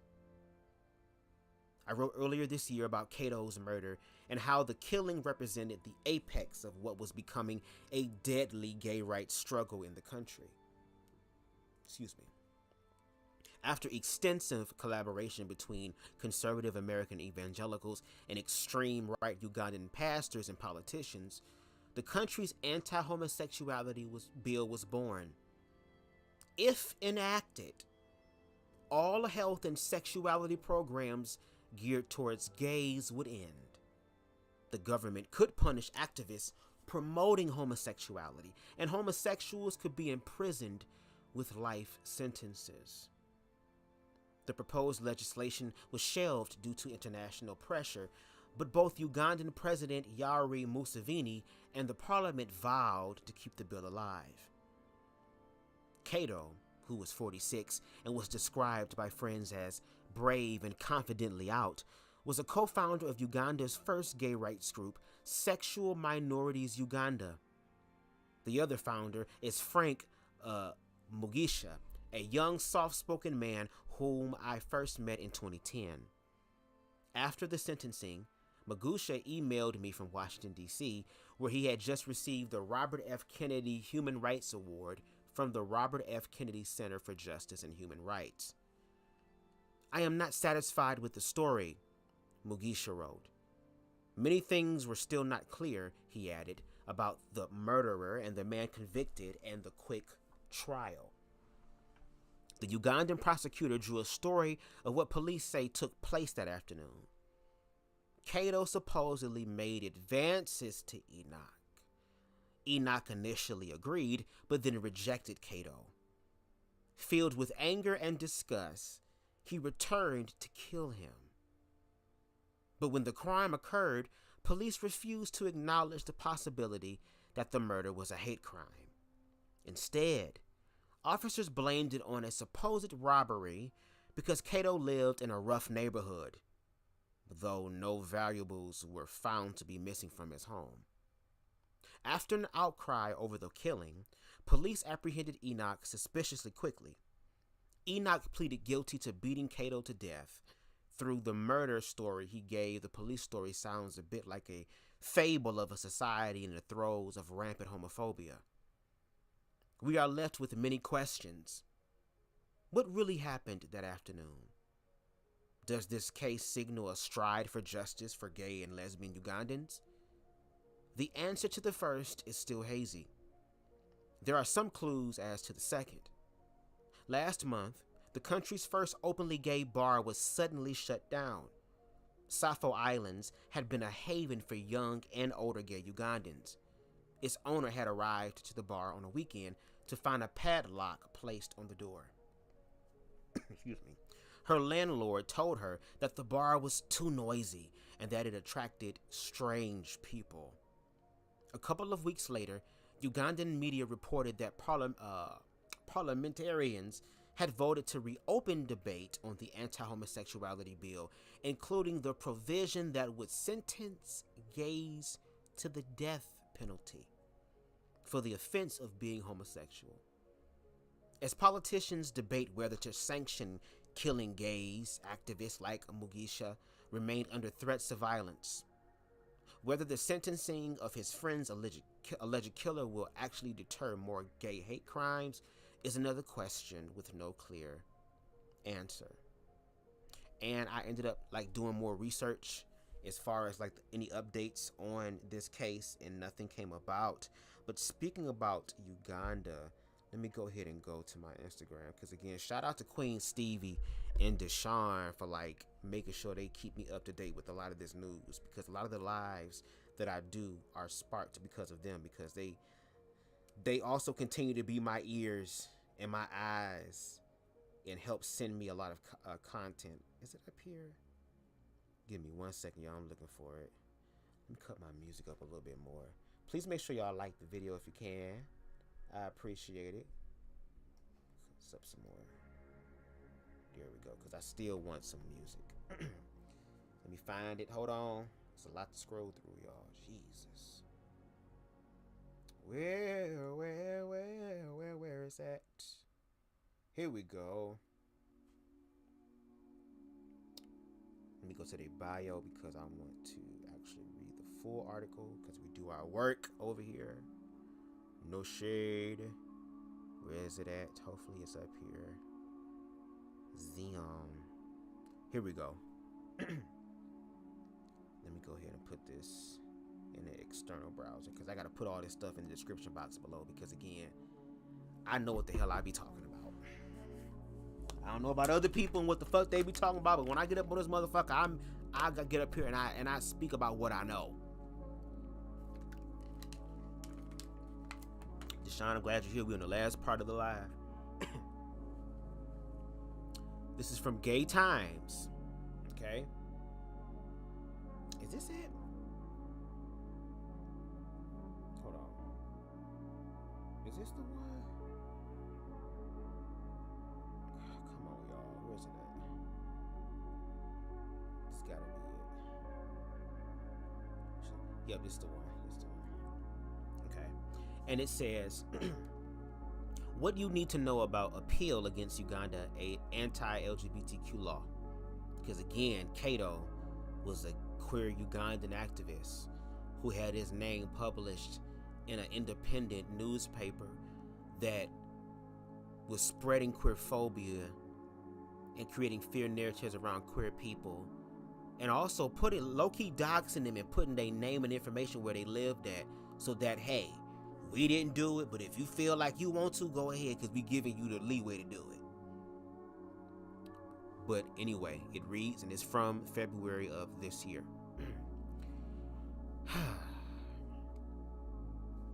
Rights groups expect Uganda's constitutional court to issue a verdict imminently on an appeal against the strict anti-queer law the country passed last year that imposed the death penalty for some same-sex acts. Here's what you need to know. What is the Anti-Homosexuality Act, and how has been its impact? And what has been its impact? Excuse me. The Anti-Queer Act was signed into law by President Museveni in May 2023, and its draconian measures have prompted U.S. and World Bank sanctions. While Uganda already criminalized gay sex, the new law is harsher, with the death penalty recommended for serial offenders and transmission of a terminal illness such as HIV and AIDS through gay sex. The legislation also stipulates a 20-year sentence for promoting homosexuality, which includes activities such as publishing material deemed supportive, providing financial support, or leasing property for encouraging homosexuality. It also introduced a duty to report suspected homosexual acts to the police. At least 5 people have been charged under the law so far, including 2 of the capital offense of aggravated homosexuality, which includes transmitting a terminal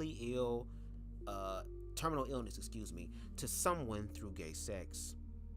Rights groups have reported the new law has led to a surge in abuse against queer people, including torture, rape, and evictions, primarily by private citizens. Kampala-based Human Rights Awareness and Protection Forum compiled data from legal clinics 3 months after the law was enacted.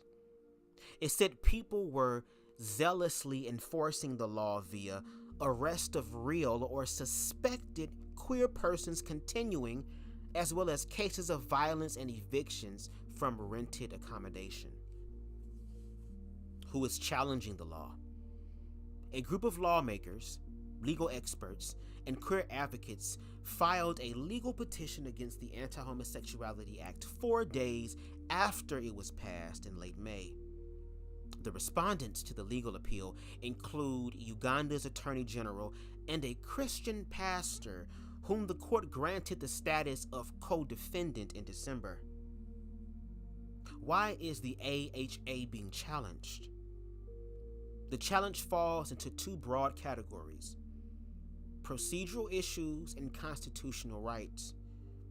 The process of passing the law itself was unconstitutional, but also undermined the rules of Parliament, said Kampala-based queer advocate Frank Mugisha, who is also one of his petitioners. And remember, we talked about Mugisha earlier in the other article with Cato.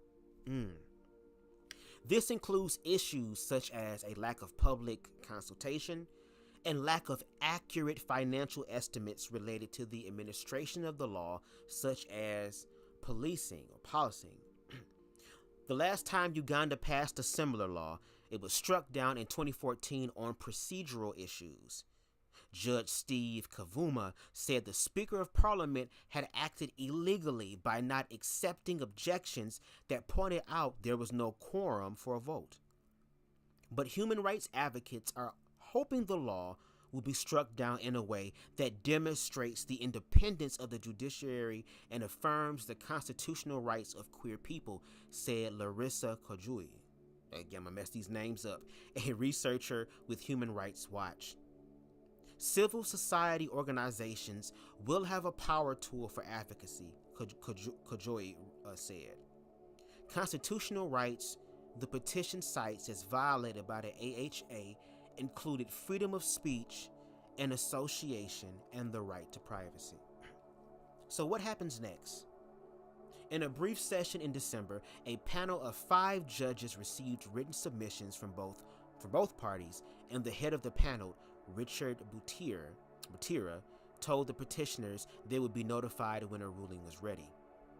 Since the petition was expedited, Mugisha expects the ruling imminently, which would be delivered to the petitioners rather than heard in court. Local pressure from civil society and international pressure has contributed to show to Uganda that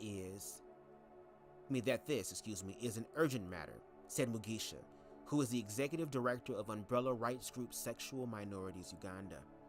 Once decided, the ruling can be appealed to the Supreme Court. If the law is struck down, Mugisha expects the government to appeal the decision, and if not, the petitioners will. Kajui hopes to see Uganda abide not only by its own laws, but its international commitments. The law, Kajui said, shouldn't exist in the country that has a constitution and pretend to be a democracy country. Wow. So I wanted to share that as like an update. So, again, y'all gonna have to make this shit make sense in reference to y'all perspectives about queer people. Here it is, we had an individual. We use his commentary. Use his content again as a springboard. Copyright disclaimer enacted. I don't own none of this stuff. All this stuff goes to their rightful owners. But the fact that, again, we're not even in fucking America, we are in the UK when it comes to his videos, and that same fear-based ideology that is happening in today's American spaces, on these platforms, on these podcasts, when it comes down to fear and fear and fear and fear and fear and fear and fear and what people gonna think about me. Again, y'all literally tell on yourselves. Let me grab my mic. Y'all tell on yourselves and then get mad when the queer people be trying to say, hey, we trying to help y'all because y'all the one that got the issue. There is a possibility that you will have a queer child. Especially in this age of Aquarius, whatever you resist will persist. So a lot of y'all that just got these motherfucking Carisha 19 children and stuff, I hope you're prepared. Because a lot of y'all gonna manifest y'all fears, and y'all gonna have to overcome your fears materialized. My only suggestion to people who want to do these gay pranks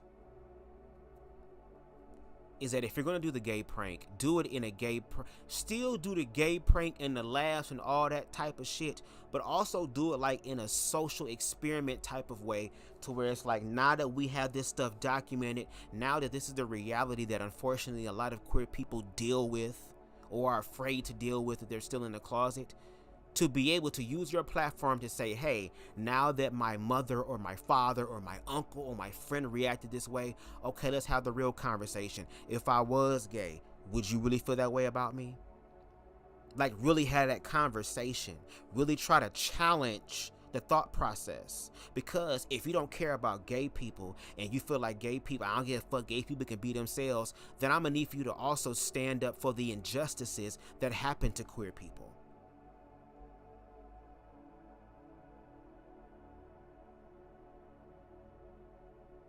And how even though it was a prank, old dude was sitting there having nervous breakdowns, sweating and shit, had to record shit because he felt like he was gonna die. Put all type of subliminals in there. Oh man, hell no, what? No, no, no. All this other type of stuff.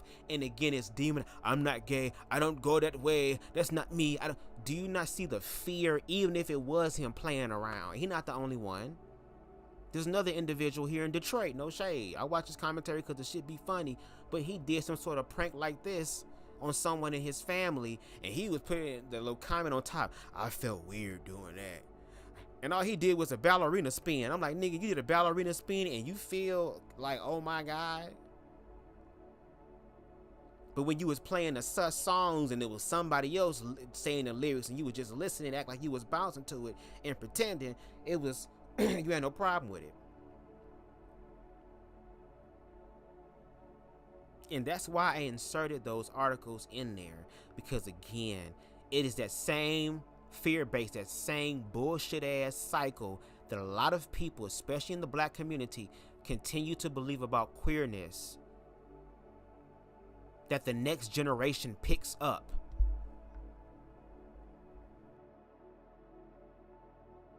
Excuse me, I have to cough real quick. Why do you think the queer people of today are creating literature, documenting queer history, and helping other queer youth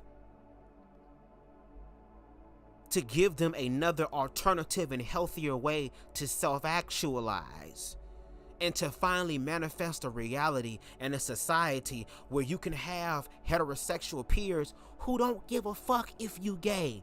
Because one, they know that they're not gay and they're securing themselves to where they don't have to at every second of every moment say pause and shit like that. That to me shows me how insecure you are as an individual. Because if you ain't really down with the gay shit, what's understood doesn't need no explanation over and over and over again. And no shade, it's kind of when you kind of over explain yourself, it be kind of like, nigga, what's going on here? Is there something you want to tell us?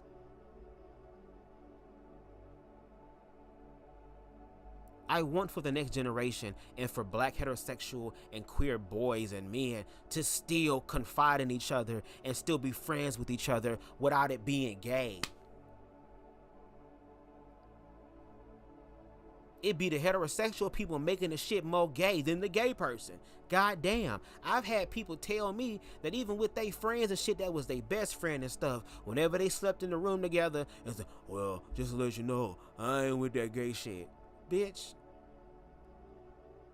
I like clean niggas. I like niggas who know how to wash and bathe and soak their ass properly. Okay? I like for my individuals to be smelling good. Okay? I don't fuck with niggas, girl, who got all type of melted Snickers and Butterfingers and all type of Kit Kats in the inside of their underwear, in the front and in the back. Who is that dressed in all that black? The dookie stains in the front and the back. Shout out to TS Max. Ah.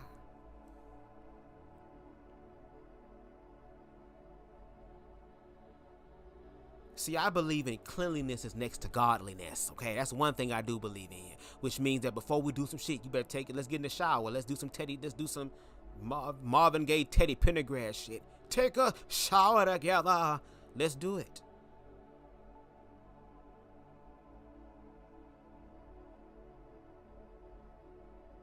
And if black heterosexual men were able to have these real ass conversations surrounding queerness and their own fear and their ignorance, they might be able to tap into something known as emotional awareness and intelligence.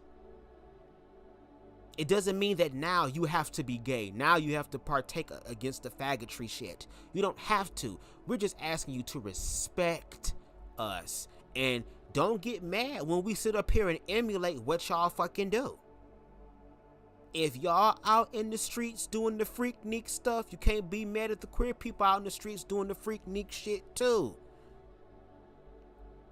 If the heterosexual children is able to motherfucking on Disney and Nickelodeon and all this other type of shit and motherfucking My Little Pony and all this other type of stuff with animals and shit, there is a heterosexual love interest, or there is an attraction with boy and girl, there needs to be some attraction to help balance it out with boy and girl and girl.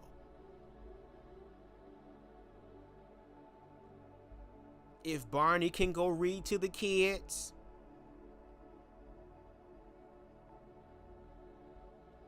for book time,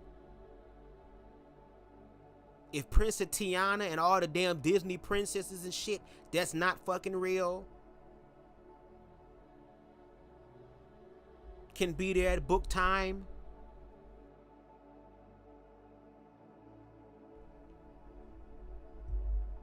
when Nala from the Lion King, when the Beast from Beauty and the Beast, when it's some sort of animal that can talk and shit, Big Bird and shit come in the room and read to the kids. But then if a drag queen who is dressed like a princess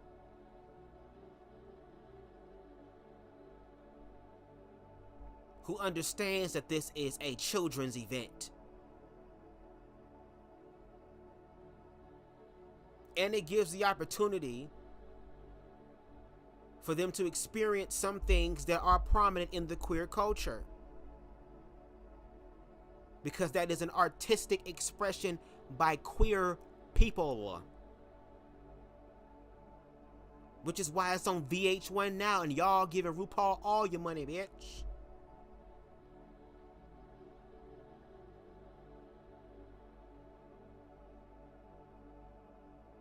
And queer people, no shade, we gonna have to start giving some smoke to these motherfuckers.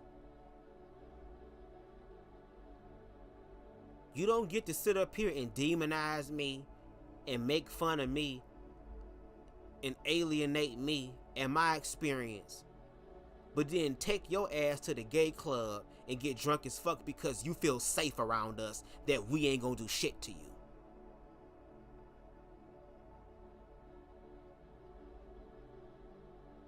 In the words of James Colwell, Spiller Boy TV, when he shared his experience about doing drag and how his family didn't like him doing drag and leaving the house in drag and letting people know that you're doing that fag drag stuff, but meanwhile be having your ass front row and center at the damn bar that they performing at to motherfucking pretend and show that you fuck with my gay ass, and have all these gay people sitting here saying, oh, I wish my family was like yours.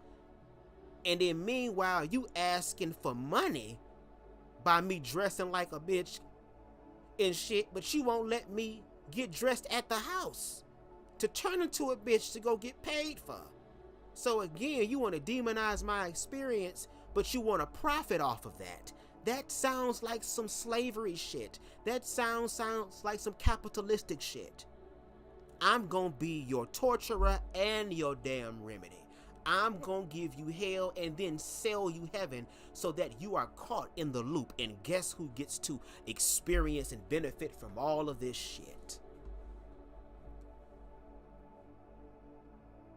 Meanwhile, black men can get online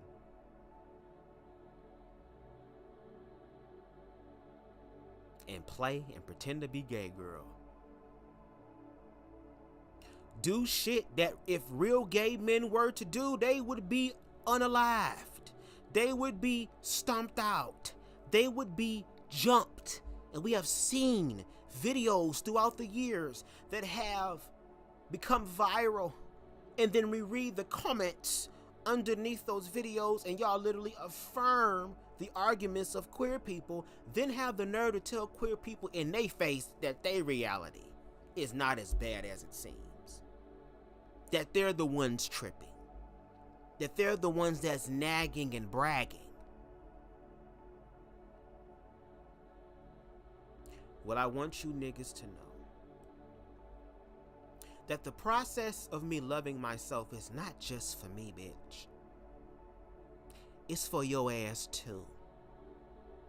Because as I continue to grow in my gifts and talents that for the longest time I participated, okay, in downplaying and speaking death upon, I've been speaking life on it for a few years now, okay? And when you consistently believe something for so long, it has to manifest. And it is manifesting slowly but surely. Baby, the way I'm finna use my gifts and talents to also play the game, I don't want to hear anything about nobody being triggered. I don't want to hear about anybody being mad, because all I'm going to say is, hold on, I just want to laugh too.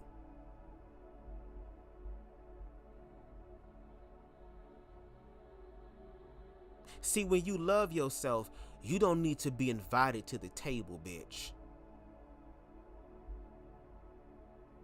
You can create your own goddamn table.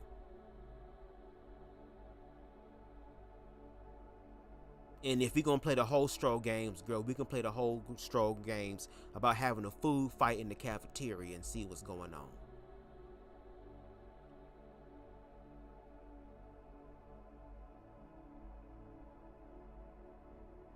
Again, somebody in the comment section said that I was dangerous.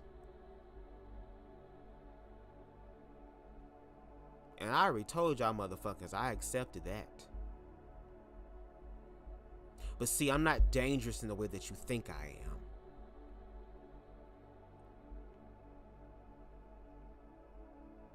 I'm dangerous because I'm making the choice to liberate myself, even accepting the possibility of death. Because I just read to y'all throughout this live different articles. The articles 50 years ago when being queer was labeled as a mental illness, and all the shit that happened to queer people, and the fact that now again science is willing to be objective and move forward with things. And again, in order for the shit to make motherfucking objective sense, girl, you have to make sure that it is manifested every time. Because when you're doing a hypothesis and you're testing it, someone should be able to go behind you and do the exact same steps that you did and yield the same results. And that's why it was removed. And you have people nowadays to this day who are still holding on to this shit. Just like they hold on to shit that was 2,000 years ago, bitch. And that every pastor in America is deciphering differently. But somehow, in some way, it all comes back around to how you don't love God enough because you don't give him your all, including your money. To where we don't give a fuck if your children starve, we don't give a fuck if your children are cold. Because even though we're the church and we're supposed to give back to the community gives unto us, baby. Okay?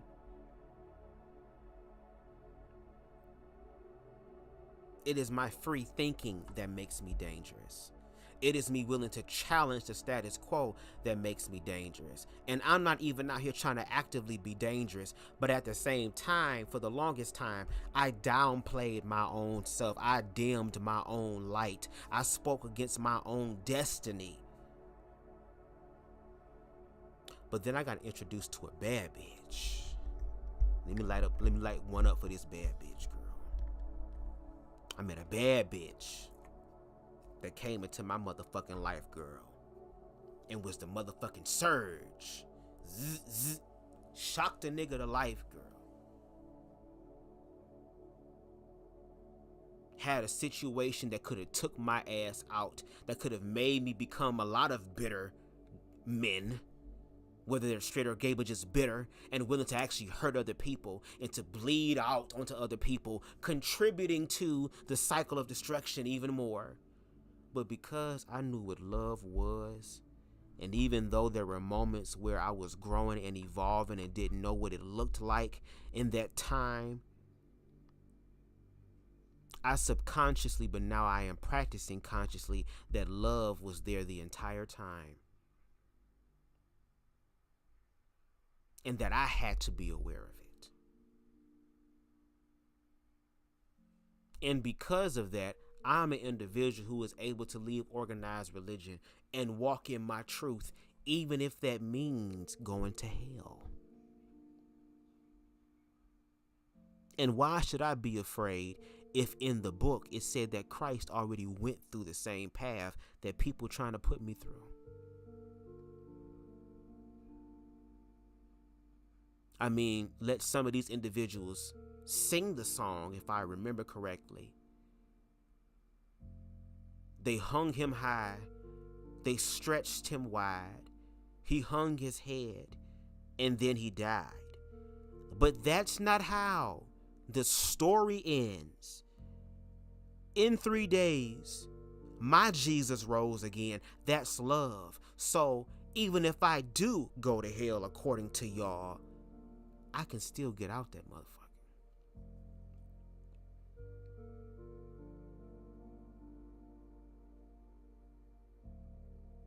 And I am just a queer person who is willing to believe, obviously more so than a lot of y'all believe about it,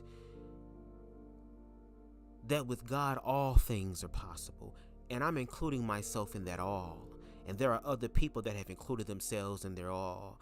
And for the past 50 years, we see that we're still having the same fucking conversation and not yielding any sort of different results. At this point, I'm not trying to wait for the other party to make it up in their mind, because just like with racism, 500 plus years of oppression, despite the progress that we made, that also is undermined.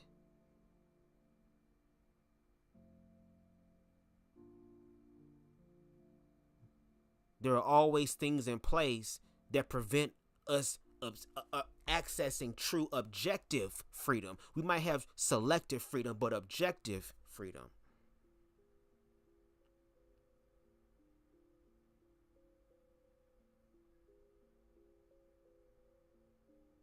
How many generations gonna have to wait for motherfuckers to get it together, bitch? And then even when black people and queer people and oppressed groups of people said, okay, well, we're gonna do the work that y'all say y'all did, but obviously don't do, and we do it better than y'all, and then we yield our results, which literally verifies our existence. We ask y'all to go ahead and walk behind us and to test our shit to see if it's true, and then you do it and see we've been telling the truth. And instead of y'all being the bigger ones, the ones that are really on the right side of nature and all this shit, instead of y'all just saying we are sorry, and not just saying we sorry, but practice what is known as reconciliation, which means that I acknowledge what I did, and whatever consequence comes after that, I accept that.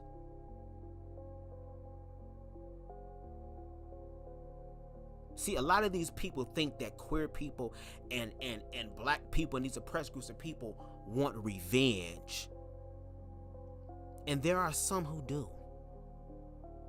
I don't want revenge, because revenge doesn't lead to anything. What I do want is reconciliation.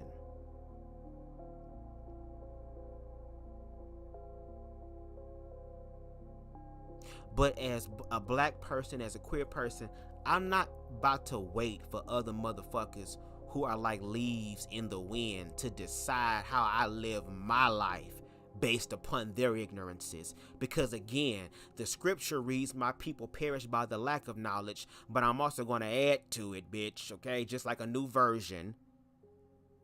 But as we see in this information age with information overload, people lack because they don't want to receive knowledge. Because again, the information is there. The lived experiences is there. And black people, if queer people's lived experiences don't mean shit, then I guess in the realm of racism, lived experiences by slaves don't mean shit then. But see, when I say that, you get triggered. Welcome to the queer part energetically of what the fuck we be dealing with. Welcome.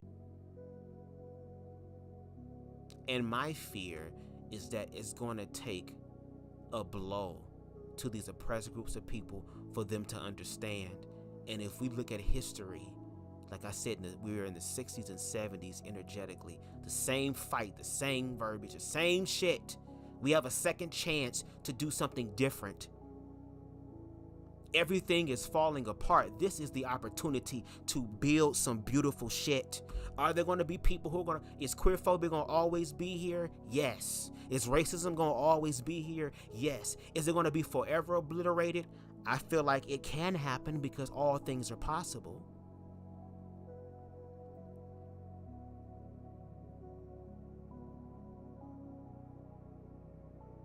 But even if it is going to exist, there needs to be some form of respect on both sides. Even though I don't want to do tolerance, because when I think of tolerance, I think of like getting a tattoo. You don't want the pain there. You're trying to get this shit over with. You tolerating it because you're getting something out of it, but you don't want to be in that experience. If we're going to play the toleration game, then we're going to play the toleration game. And I'm going to play that shit hardcore.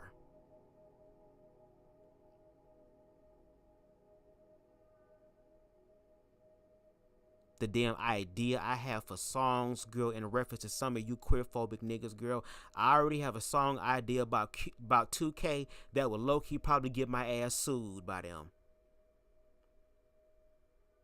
The motherfucking way my mind's set up and the way I'm growing in my musical artistry and the motherfucking visuals I have in my head about the music video that's gonna make Throw That Boy Pussy look like a public access Sunday Easter special. And I'ma have a 2K game all in the motherfucking thing. I'm a baby.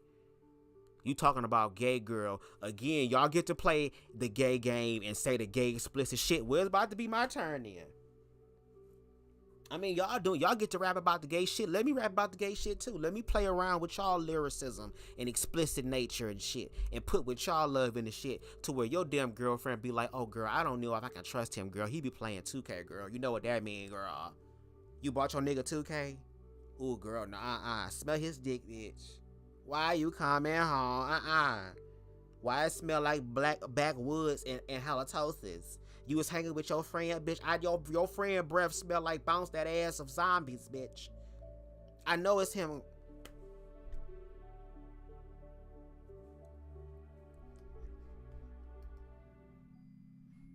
Anyway. Thank y'all for joining me for this live. Okay. If you can, please make sure you hit that like button because it helps this channel to grow in the algorithms, okay? That's the best thing you can do for this channel. I mean, you ain't got to, even with people that I don't like their commentary, I still make sure to like they shit because I ain't no hating ass nigga. I don't be striking people shit or nothing. I just be speaking against the thought processes, okay? Also, if you like the vibe and the way we think over here on BubzDaGawd, please make sure you hit that subscribe button as well as that notification bell so that you can stay up to date with all of my lives. Thank you. And if you feel compelled, you can definitely hit that Cash App in the bottom of the screen. $ BubzDaGawd, okay? We take everything that jingles and folds, okay? We LGBT, HD, TV, all the shit acronyms over here, girl, when it comes down to the financial blessing. Praise the Lord. Okay? And if there is any part in this live that stuck out to you, I ask that you please screen record it and share it on your social media platforms. Okay, let's continue these conversations. I'm sure you know there are areas where these conversations can blow up. Okay, and at the end of the day, I'd rather just have people talk and really try to work this shit out, because at the end of the day, there are more nefarious, insidious shit that is happening to humanity, and I'd rather us work out our shit now genuinely, and then when the shit hits the fan, we can work together, as opposed to possibly having a war within a war because you motherfuckers was playing the bullshit game and now you want our help. Girl, fuck you. I guess we all getting ready to burn. Okay? But anyway, thank you for the again listening, and until next time, y'all. Peace.